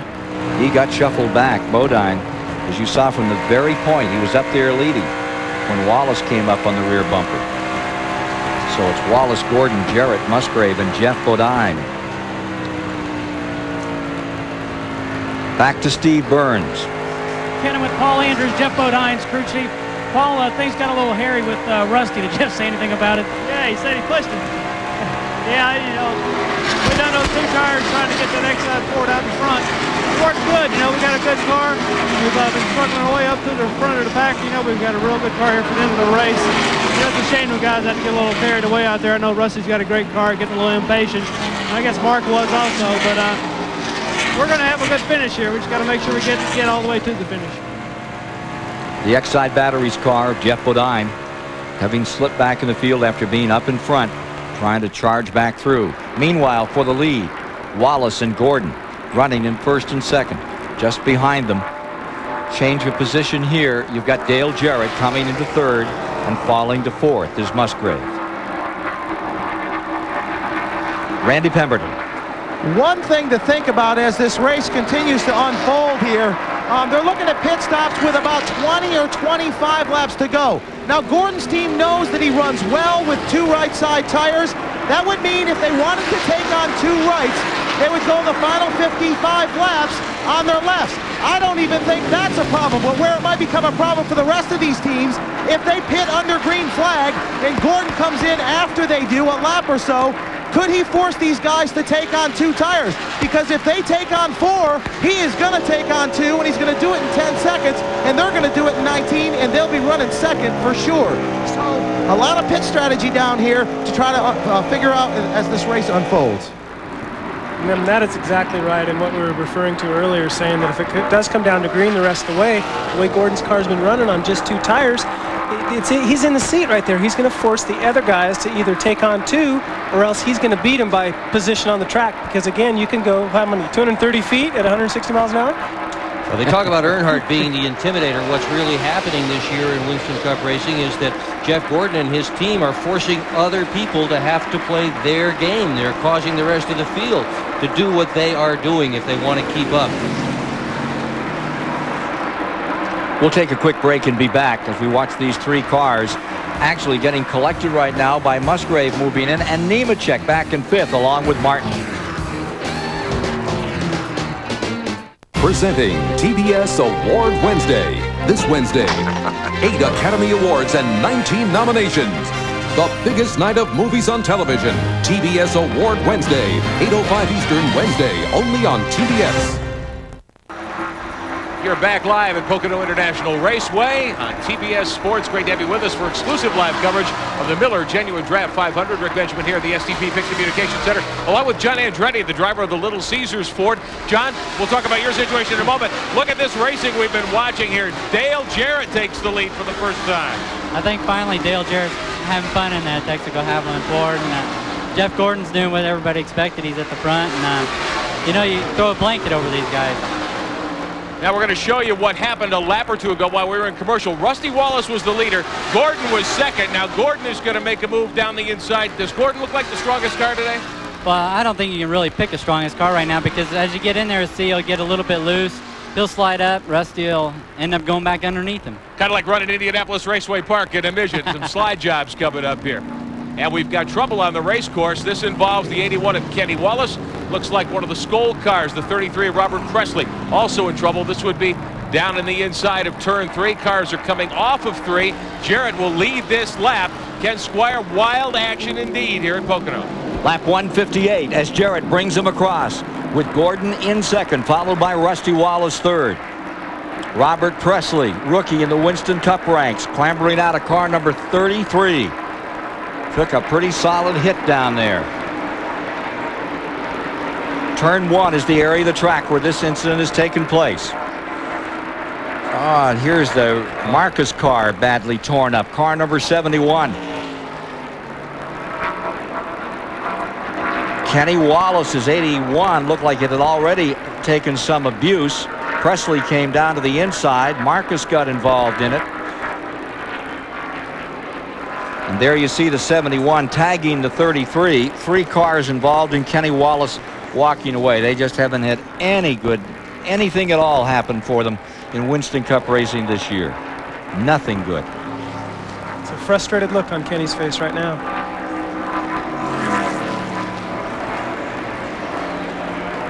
Well, that incident happened just before that picture came up. You could see that already there was some damage on the front. That Matuzzi car, number 81, and away it went, caught Presley, and then Dave Marcus was caught up in the incident. Taking a look at some of the remains, car number 81, they had tried, 6 times to qualify and had not qualified this season. In this, their 7th effort, they made it into the show. That thing is absolutely a mess, isn't it? Seeing that second hit, it's sort of like you got a sore finger or something, and you slam it in the door. Pit road's a busy place. Here we go. He took a wallop in the wall. Whole front clip is gone and moved back on car number 81. Kenny Wallace. And this could be the final set of stops. 160? Somebody could go all the way from here, Ken. It's possible. It's been done before. Somebody could also run out of gas from here trying to do it. That's also been done before. Yes, it has. Let's get to Randy. Well, the 28 car is in. Jeff Clark down with the Jack 4 tire stop. He's down and away. Jeff Gordon spins the car just about coming off of pit road. It's a race between Wallace and Jarrett. Wow, this pit action is something down here today. Leaders all in, back on the track. We're back to 19 cars in the lead lap. 19 to decide it here in the 22nd running of the Miller 500 at Pocono, Pennsylvania. Another look at that field exiting the pits. Pressure is on to get track position here. Whoa. Some of Sterling Marlin's folks in trouble for just a moment. Try to get him out. Jeff Gordon lights him up as he comes on. Just in front of him, Dale Jarrett. Musgrave coming out. Nemechek on his way sideways. And right in front of the group, Rusty Wallace. So we'll take a quick break and be back for the restart as we get down to decision time in the 500 at Pocono. Additional fees and consideration have been paid by Miller Genuine Draft. With Miller Genuine Draft, the world is a very cool place. And by the Official Directory. Call now and get your complete guide to Winston Cup racing for only $21.95 plus shipping and handling. Call 1-800-RACE-345. And by Duralube Engine Treatment. Tomorrow's technology today. Back live at Pocono under caution. 39 laps to go after the wreck down in turn 1 involving Kenny Wallace, Dave Marcus, and the Robert Presley automobile. Back with John Andretti, driver of the Little Caesars Ford. I wasn't going to let you get away as we look at Jeff Bodine out through the windshield, actually, of Bodine's car. We're going to show that pass that we started to show before this caution. Some great racing going on. This is out of turn 3 here. Gordon and now Dale Jarrett makes it 3 wide. Do you dare do that at Pocono? Yeah, Pocono's the one place where you can go 3 or 4 wide, but the further down you go, the bumpier it gets. You'll probably see Dale Jarrett start bouncing as he gets in there, but a great pass, and that's where you want to be, in the lead. He made it work, indeed. Now, what about your car today? Well, I'll tell you, it's like Tim Brewer said, the Kmart Little Caesars car was on self-destruct because at the beginning, maybe even before the first yellow, the motor started going away a little bit. It broke a shifter link, so it got stuck in 4th. And then at the end there, it screwed out a wedge bolt so that we didn't even have any wedge in the car. So it was just like everything was happening, but I didn't call in and tell them that the thing was really loose because I figured they had heard enough for the day. We just didn't want to kill the motor. Sure. Well, good to see you here. Sorry you didn't make it all the way. A lot of folks think you're going to get your first victory here soon. Are you ready to win? We are, and I think that the team is ready, and I think that we're come a long way, and we thought we'd have a good race today. Pocono's not been very kind to us, but we think that, that victory is around the corner, and we're trying hard for it anyway. Look forward to seeing you soon in victory lane, John Andre. Now, one other thing, where these guys are stopping with 39 to go. Can they make it the rest of the way? Well, with Tim Brewer, they can. But I think with it depends on how many cautions are going to go here. Yeah. If they go enough, you might be able to squeeze 36 laps out. And I'll tell you what, if I was up there, I'd go for it. Well, we'll look for you to have a chance to do that later this year. Thanks, John. Randy Pemberton on pit road. What are these leading teams going to do here in the late stages of this Miller 500? Oh, Rick, this is getting good. I mean, these teams don't know if they can make it. I walked up to Jack Roush in the Mark Martin pit, asked him, do you think that you can make it? He said, well, it's a possibility. Now, he and Steve Meal right now discussing the possibility of going, I guess, about 38 laps. Now, Steve Burns has already said, I believe, that Jeff Gordon can go the distance. So possibly the Fords can't. I'll tell you, it's going to be something to see whether or not they can make it. Steve, can that 24 car go 37 or 38 laps here today?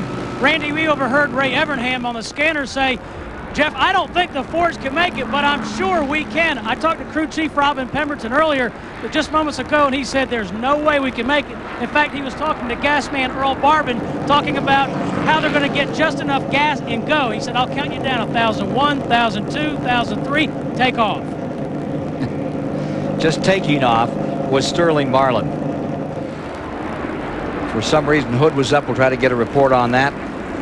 With 92.5 miles to go, Marlin was in a lengthy time with the hood up. They kept working on the car and got it back out again. He had been running in 9th position. 3-time winner in Winston Cup racing, Sterling Marlin.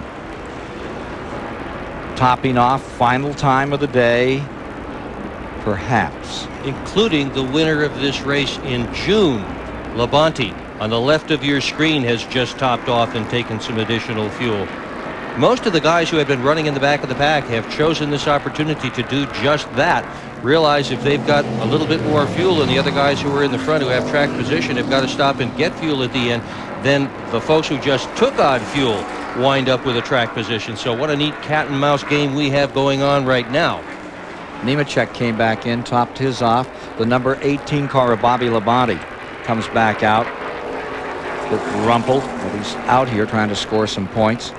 With 19 cars in the lead lap, Wallace is in first, Jarrett is in second, Gordon third, Martin fourth, Musgrave fifth, Hillen in sixth, and Randy can tell us more about Sterling Marlin's car. Left front shock broke, changed it on pit road, so Sterling back underway. That's about it from the 4-pit. Looking further back on the restart coming up, we'll have Bobby Hillen up into 6th spot, Ricky Rudd in 7th, Jeff Bodine 8th, followed by Spencer, Bill Elliott rounding out the top 10. And Jeremy Mayfield just behind them in 11th spot as they get ready to turn them loose another time. And we should update the 4-time winner Darrell Waltrip has dropped out with apparent engine problems. That'll be his 4th engine problem in 6 appearances here at Pocono. Waltrip behind the wall. Go on board Martin's car on this restart with his roof cam. He is in 4th position.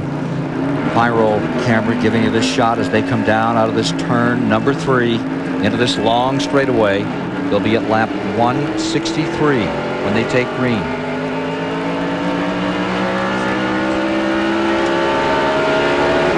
Underway. Down into turn number 1. Rusty Wallace leads the pack. The 28 car, Dale Jarrett, right there in 2nd spot. Jeff Gordon getting sorted out on the outside. Remember that Earnhardt a lap down in this affair. Dale Earnhardt being shown back in 20th position. Morgan Shepherd in the 21 is 21st. And Hamilton in the 43 back there in 22nd as they come up. Rusty jumped out to a real comfortable lead right off the bat. He really was flying. Wallace out in front. Wants this one bad. Take a look at this. Here's Mark Martin and Musgrave. And there you see the Gordon car.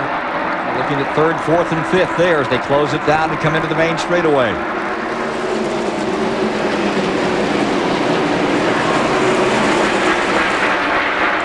Rusty is ever so hungry, and certainly after all the controversy about the roof flap deal here, he would like to win this race and put all that roof flap conversation behind and instead talk about how well they ran in this race.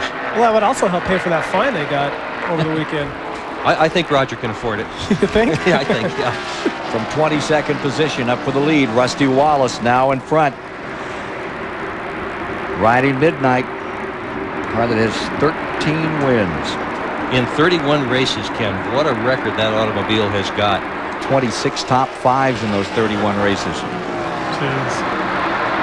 Of course, Rusty's record's nothing to scoff at either. He's got 348 career starts with today's race, 40 wins. That's a pretty good record. That's more than 1 in 10 starts have wound up in victory lane for Rusty Wallace. Won the pole and the race here in June 1994. He won here in July 1991. Right now it's Wallace first, Jarrett second, and there you see Gordon in third spot. And there's the 3 a lap down. You know, some of the lap cars here, of the 3 car and the 21 car, for example, they could play a part of this race as we get down to later stages, holding back guys like Gordon there that you see, and then some of the other cars running for contention. Dale Earnhardt, Gordon's getting really tough out there. So what are you going to do about it? We got to be more competitive and closer. You can't just, do it by getting beat like we did last week. We get competitive and start running second, third with him and racing with him more. You work with him more, on strategy and pressure. But right now we can't put pressure on him not finishing like that. Sure can't put pressure on now. A lap down in 20th position is Earnhardt. Gordon trying to muster just a little bit more and go back after. Those 2 Fords up in front, Rusty Wallace and Dale Jarrett. It's great to see Dale Jarrett, that Robert Yates number 28, having this kind of day again. And it's really started 2 weeks ago when at Milwaukee he got into a Grand National car and won a race. Didn't even get an opportunity to practice the car or qualify the car because he was off doing other things, but he wound up winning the event. And he looks supercharged today, doing a great job in that number 28. Last win for that Robert Yates team. Sears Point, Ernie Urban was at the controls in May of '94. Right there in second spot and trying to close it up. Jeff Gordon around the lap car of number 3. Earnhardt and trying to move into those leaders. Martin stays 4th. Musgrave's 5th. Rudd is 6th. Hillen falling back a spot. Here's Jimmy Spencer up to 7th. Bobby Hillen in 8th. Bodine is 9th, and we're watching Bill Elliott on the move. He's around Burton and up into 10th. Morgan Shepherd just keeps hanging in there, trying to get his lap back all day long. There he is, 3rd, the serial order on your screen. 1 lap down in the number 21 car all day long. He has been trying to pass the leader and get a caution flag. Well, he thought he had a flat tire earlier in the race, and instead of taking a chance, he gambled and came in instead of taking a chance of staying out on the track and finding out for sure, and it worked out against him, and now he's been fighting all day long to get back in the lead lap. Had such a great run with that 2nd place finish at New Hampshire International Speedway a week ago. Morgan Shepherd for the lead. Wallace first. Here's Jarrett right there, a car length behind, and Jeff Gordon beginning to nip away the interval between the 2nd place car and himself. The leader has won twice here. Jarrett in the 28 has never won here, nor has his team ever won here. They came close. They led the most laps on one occasion with Davey Allison driving, but they have never won at Pocono. Jarrett looks like he's turned it up a little. I think they again from 15th spot. I think they've all pretty well got it turned up now. We're getting down to her on lap 168. Take a look at this battle. Back in 9th spot, that's Jeff Bodine trying to hold off Bill Elliott, the pole sitter. The X-side car, number 7. Right in there, you're riding with him as he's trying to find some running room. Dive down to the inside on Bobby Hillen. Hillen, that U.S. Air car, number 77, is having a great day. He stays up in the hunt in 8th position. Right behind Bodine comes Bill Elliott, followed by Ward Burton and Jeremy Mayfield back there in 12th. 170 complete when they come by. 30 laps to go here at Pocono, Pennsylvania. Here's the 75. Todd Bodine came on to pit road earlier, got spun around, just tapped the wall a little, but he has stayed up in this race. Todd Bodine, number 75.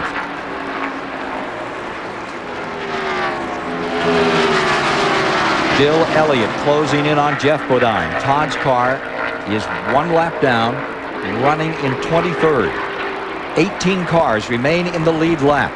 On the tail end of that lap is Jeff Burton. Rick Mast is 17th. Marlin is 16th. Brett Bodine in number 11 is 15th. Terry Labonte is 14th. Nemechek in 13th. Mayfield in 12th. 75 running a lap down. Jeff Bodine trying to make a move in through here. Meanwhile, further up, Musgrave riding this one out for the moment in 5th spot. Race is stabilized among those leaders with Wallace, Jarrett, Gordon, 1, 2, 3. And just behind them, Martin in 4th, Musgrave in 5th. Earnhardt just joining us. He's a lap back. Going to hurt him in the points today again, big time. You see that Jeff finally got around the lap car of Todd Bodine. A lot of patience being shown out there today, especially racing some of the lapped cars. Chad made an interesting point a little while ago about engines and DNFs, and this is about the point in the race when we could really expect to see people having engine problems. Rusty Wallace right now, leading this event, has 5 career Pocono DNFs. Guess what? Every single one of them came from a failed engine. This race in the spring here at Pocono, 5 engine failures. Last year in July, this race, 7 engine failures. And most often they come toward the end of the race. Look at Jarrett on the bottom side. Here's Jarrett going for it. Puts that Haviland Texaco car to work and has himself almost first place. Let's see, tunnel turn.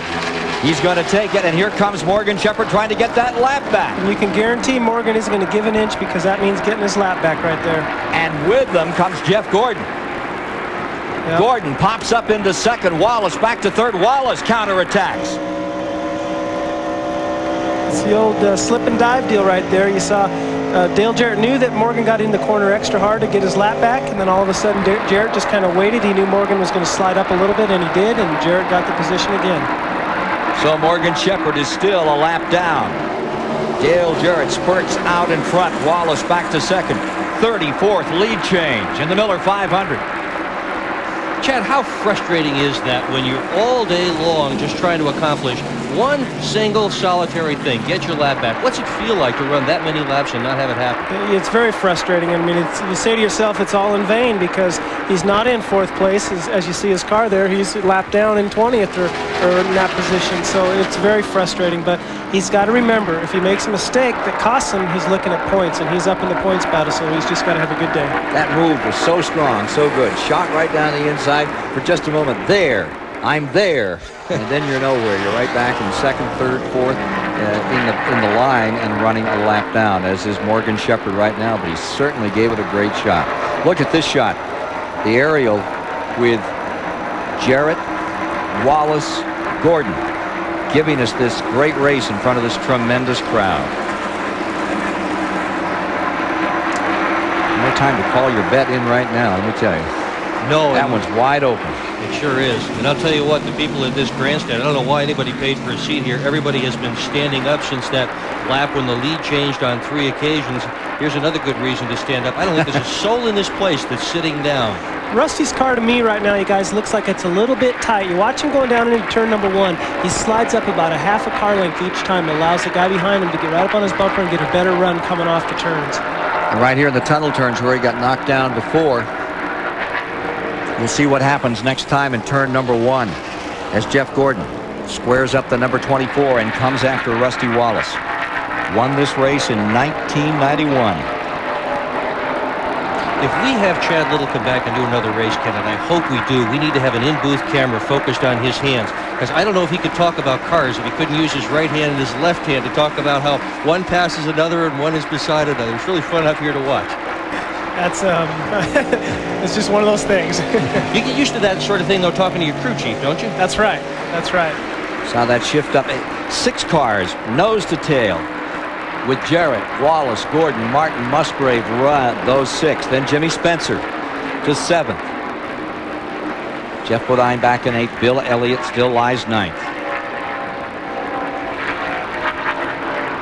Rusty Wallace having some hot fun out here in this summertime at Pocono, Pennsylvania.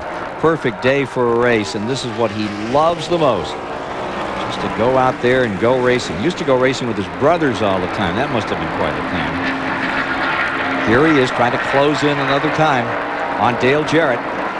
Coming off 3, he's got a little.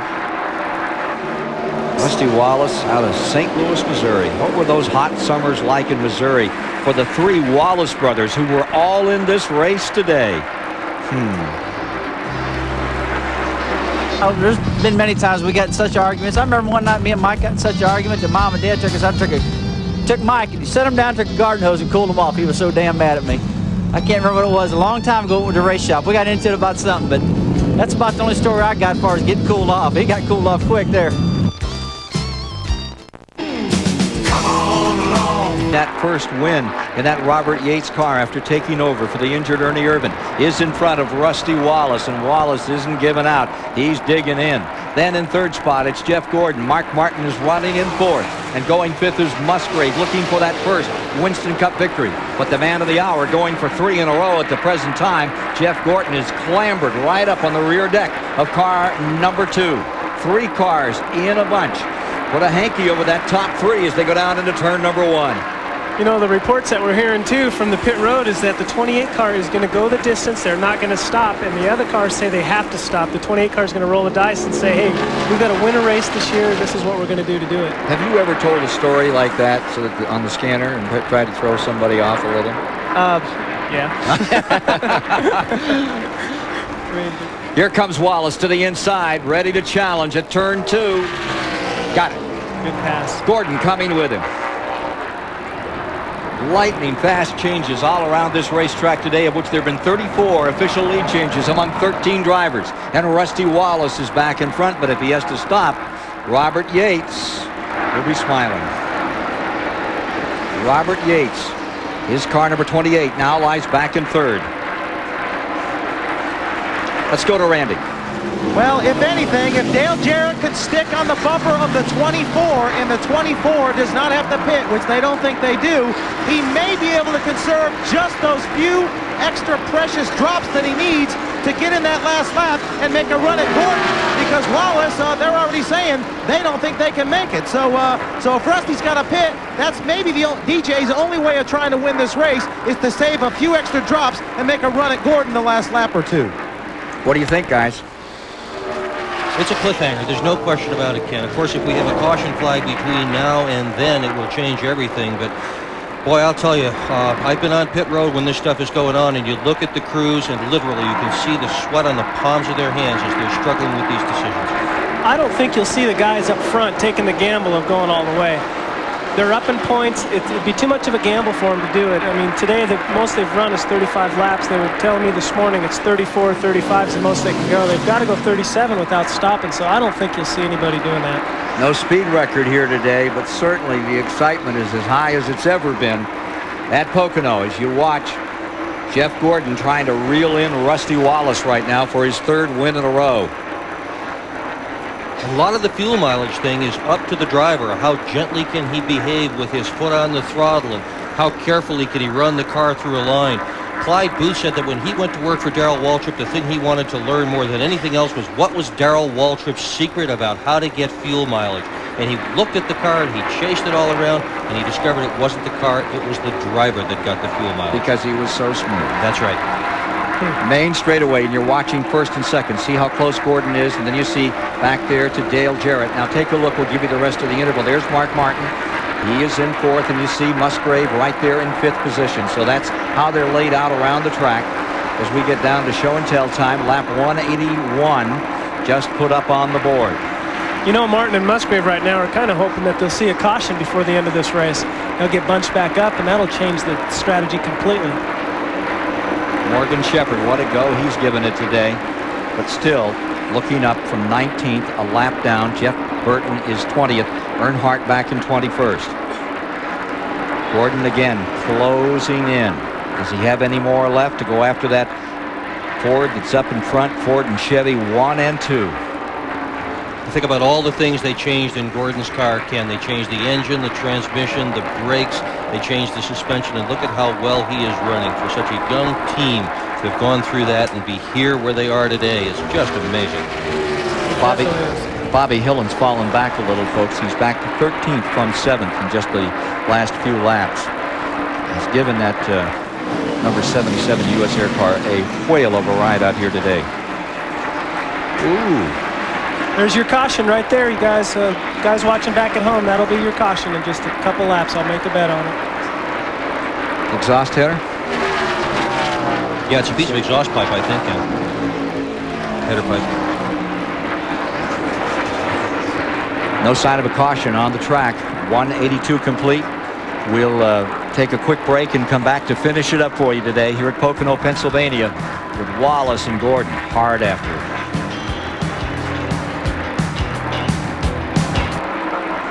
Tight together. Last to go, 3 in a row. Rusty Wallace, 1 year back. Dover, Pocono, Michigan. Trying for 3 in a row. Jeff Gordon currently in 2nd place. 1 at Daytona, 1 at New Hampshire. Coming to the inside to try to win at Pocono, and he's underneath car number 2. With him comes Dale Jarrett. It's Gordon going into 1st. The Fords drop back into the 2nd and 3rd spot. The Chevrolet is now out in front. Some kind of change. This in that 186th lap. Well, you can hear the people down below just cheering Jeff Gordon on or whatever they're doing. I mean, you can hear him yelling from here. Rusty slipped just a little bit. That's all Jeff Gordon needed. He drove right underneath him, and along came Dale Jarrett.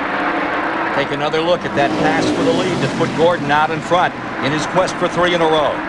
You can see Rusty Wallace is a little high right there. His car's slipping right now. It's a little loose. You can see him fighting the wheel. Almost brushes the wall. How fast right there? 145 or 50. And his hand just went back and forth on that steering wheel as he sought it and tried to hang on, but Gordon got him anyway. Old-fashioned dirt tracking by Wallace keeps him out of the wall, keeps him up to 2nd spot. Has he got anything left to go after? The Ray Everhand prepared number 24 as Gordon goes for his 6th win of 1995. Steve Burns has more. Rusty Wallace will be pitting in 4 laps. They're going to take 3 gallons of gas and go. They cannot make it. There's the real issue in this race. Although you have Gordon up in front, will he have to stop one more time? I've just got to believe, you know, just from the point factor that if it's at all close and Rusty's that far off, I'd have to think that Gordon can't go the distance too, unless he's just getting great mileage. That they're both going to be coming in. Mark Martin lies 4th, Musgrave 5th, Ricky Rudd 6th, Jeff Bodine is 7th, Bill Elliott, the pole sitter, in 8th, Jimmy Spencer in 9th, and Jeremy Mayfield has brought Cale Yarborough's number 98, the RCA car, up into 10th. Nemechek is in 11th. Rick Hendrick looking on, looks pretty composed. You see Jeff Gordon fighting the wheel there a little bit too, coming out of that turn number 2. Looked a little bit loose. I think 28's trying to loosen him up a little out there. I'm sure he is. He still is right there. Remember Charlotte and May, Ken, on TBS. Ooh, down to the inside. Here he comes. Jarrett for the lead. He's got him. Just squeezed that one off. Boy, he was easy on the trigger, and then he pulled it. And Earnhardt had to pit early for fuel, and nobody else did. So sometimes these things happen. Randy Pemberton, give us more on that car 28. Man, I'll tell you, they're just about laughing in the 28 pit. He keeps, Larry McReynolds said, I keep telling Dale to back it down, but that doesn't seem to be working. You know, he's telling him to back it down because he wants him to get a little bit better gas mileage. They're going to try to go the distance. And Gordon's going to ride on his back bumper and pick up a tow, so he uses a little less fuel, too. That's another way you can conserve fuel. Just ride on somebody's back bumper for a while. Let them pull you along. How much on a 2.5-mile track like this, guys? It's hard to say, you know, because you are on and off the throttle here 3 times because of the configuration of this track. But every little bit of drafting help that you're getting, you're saving some fuel mileage. Chad Little with us, racing next Saturday at Talladega. That great 2.6-mile track against his major adversary, Johnny Benson Jr., who's been with us, doing a grand job over in the pit area today. Robert Yates looking on as his number 28 colors. Saw a lot of battle flags coming in this morning early for Dick Bergen. Out the sides of pickup trucks and vans with number 28. They have not forgotten. No, they sure haven't. Actually, we were surrounded by battle flags. I felt as if we should have had half a dozen in our race, in our rental car as well. It seemed like everybody on the highway was coming to this racetrack this morning. And early. Yeah, 6:30 in the morning early. Lined up and down Interstate 90. Rusty's setting up for a pass right here, coming out of that dreaded tunnel turn again. You see him get a little jump on Gordon there as they go into turn 3. Wallace is back, second place. Ready to do a little hunting up here in the country of Pennsylvania. The game, R28. Average speed down. We've had 5 cautions today, 25 laps if you're just joining us. Tore up 3 cars down in turn number 1. We've had a couple of incidents for debris. Now, we saw some debris out on the track. Remember, you saw debris out there, exhaust header broken off. NASCAR says it's so low on the track they'd have to run 4 wide to hit it. So they did not put a caution out. That looked like Dave Marcus running awfully low on the racetrack, though, Ken. If he can't get the car off the racetrack, that could be your caution. He was in that 3-car scrape a little earlier out there with Robert Presley involved. Yep, he's going very, very slowly on the backstretch. There are places where he can get off the racetrack, and Marcus has done that. He's pulled it into the infield to let him stay under green. Very sportsmanlike by Dave Marcus. Down to the final 10 laps here this afternoon with still 18 cars in the lead lap. And here are the front 3. Handcuffed together as they come down the straightaway. Jarrett, Wallace, Gordon. Then it's a few seconds back to Mark Martin in 4th. Musgrave 5th. Rudd 6th. Jeff Bodine 7th. Bill Elliott 8th. Spencer 9th. Jeremy Mayfield 10th. Nemechek, Trickle. Bobby Hill in the 13th. Ward Burton 14th. Terry Labonte 15th. Rick Mast. Brett Bodine, Sterling Marlin. That's how they're running. The top 18 all in that lead lap. Hello? Here he comes, knocking on the door one more time, Rusty Wallace. They're working lap 192. This is shaken down to be just a great finish. It's been a great race all day, and those people we talked about, 20 laps ago that had been standing are all still standing.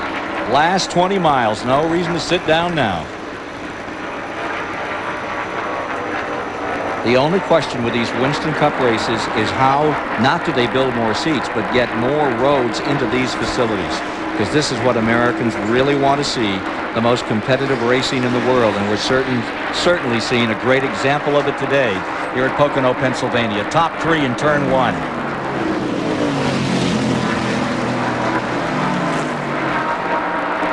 And still,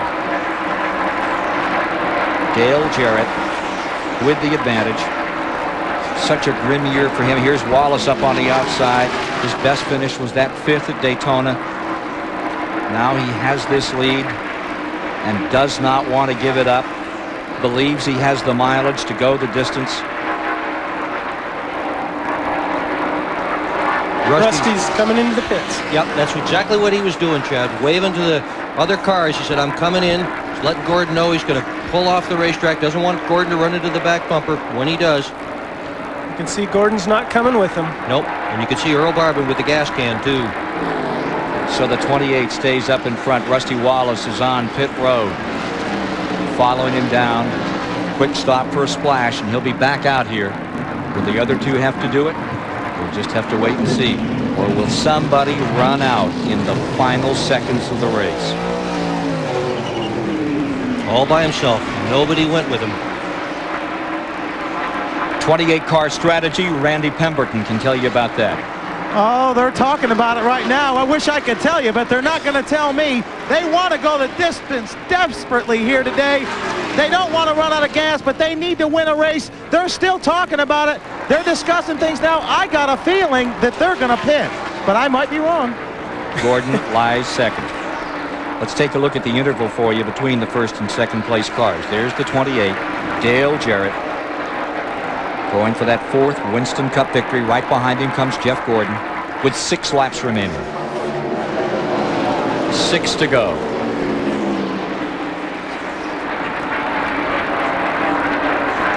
I bet the guys who set up the carburetors are wondering if they could have gone 1 jet size leaner right about now. Yeah, I mean, those are the questions that you always ask yourself after the race is over, the what-ifs of racing. I'm just really surprised that Rusty is getting that poor of gas mileage compared to the the Ford of Robert Yates, the 28 car, or the Chevrolet, some of the other cars running up front. Okay, Martin third, Rudd fourth, Musgrave fifth, Bodine sixth, Elliott seventh, Spencer eighth, Mayfield to ninth, Nemechek to 10th, Rusty Wallace now in 11th. The splash for fuel puts him back to 11th spot. It's driver, it's engine. The more horsepower the engine puts out, the more fuel it eats. But I don't think anybody's got any more horsepower than that number 24 of Gordon or the 28 of Jarrett for that matter. But there are other things too. The nature of the fuel cell, how efficient the pickup is, the way they've got the lines so that they can pick up the most possible fuel. All of those things relate to the amount of fuel that they can get out of the tank, and therefore the amount of mileage that they can actually get. And they chart this all race long, so when they get down to the end here, they know pretty much how much they can get. No gas gauges on these cars, by the way, and there's no pressure gauges either. You saw Mark Martin there in that fourth position. Here's Musgrave, Ricky Rudd in the fourth position, Martin in third, Musgrave in fifth, 3, 4, and 5. Getting down into the last 4 laps this time by.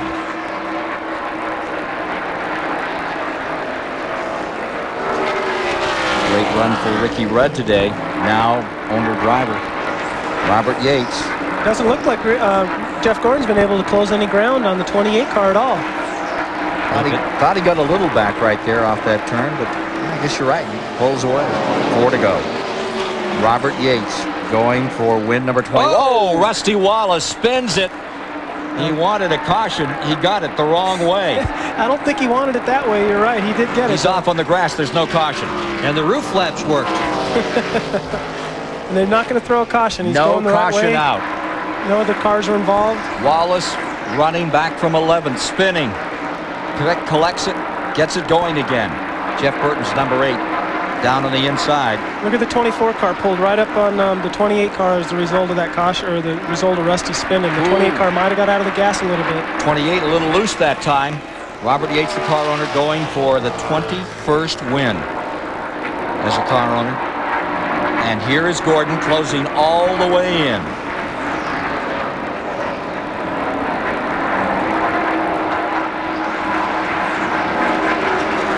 Boy, this is getting down. Mark Martin's in the pits for fuel. Third place car, number 6, Martin, pit road. Jimmy Spencer in 8th place has pitted. Now, if Martin fuels, will Musgrave, who is running in 5th spot, also fuel? Engines came from the same shop. Cars, too.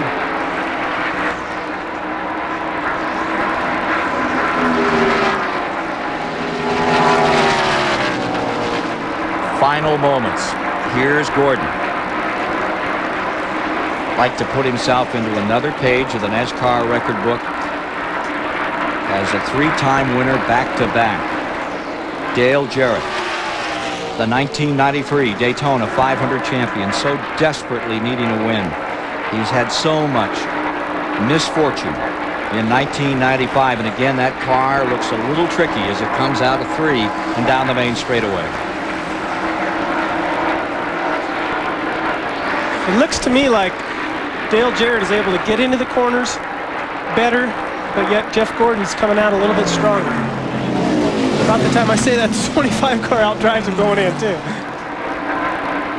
Jarrett with 3 career wins in this series. This is not one with this team, has been terribly frustrated by it. Ernie Irvin had driven the car before him and had just incredible success with it. Davey Allison before that, also with incredible success. Jarrett has not had success. How much a win today would help.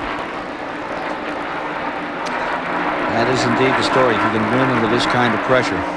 Jimmy Hensley going another lap down in 22. I can tell you what, right now, there's the one thing on Dale's mind, and that is how wide can I make this race car? I think there's one thing on Gordon's mind, too, and that is how close can he get to the back bumper of the 28 to try to conserve fuel. White flag is out, coming down for the final lap. Larry McReynolds, Robert Yates, waiting patiently on pit road. They've been here so many times.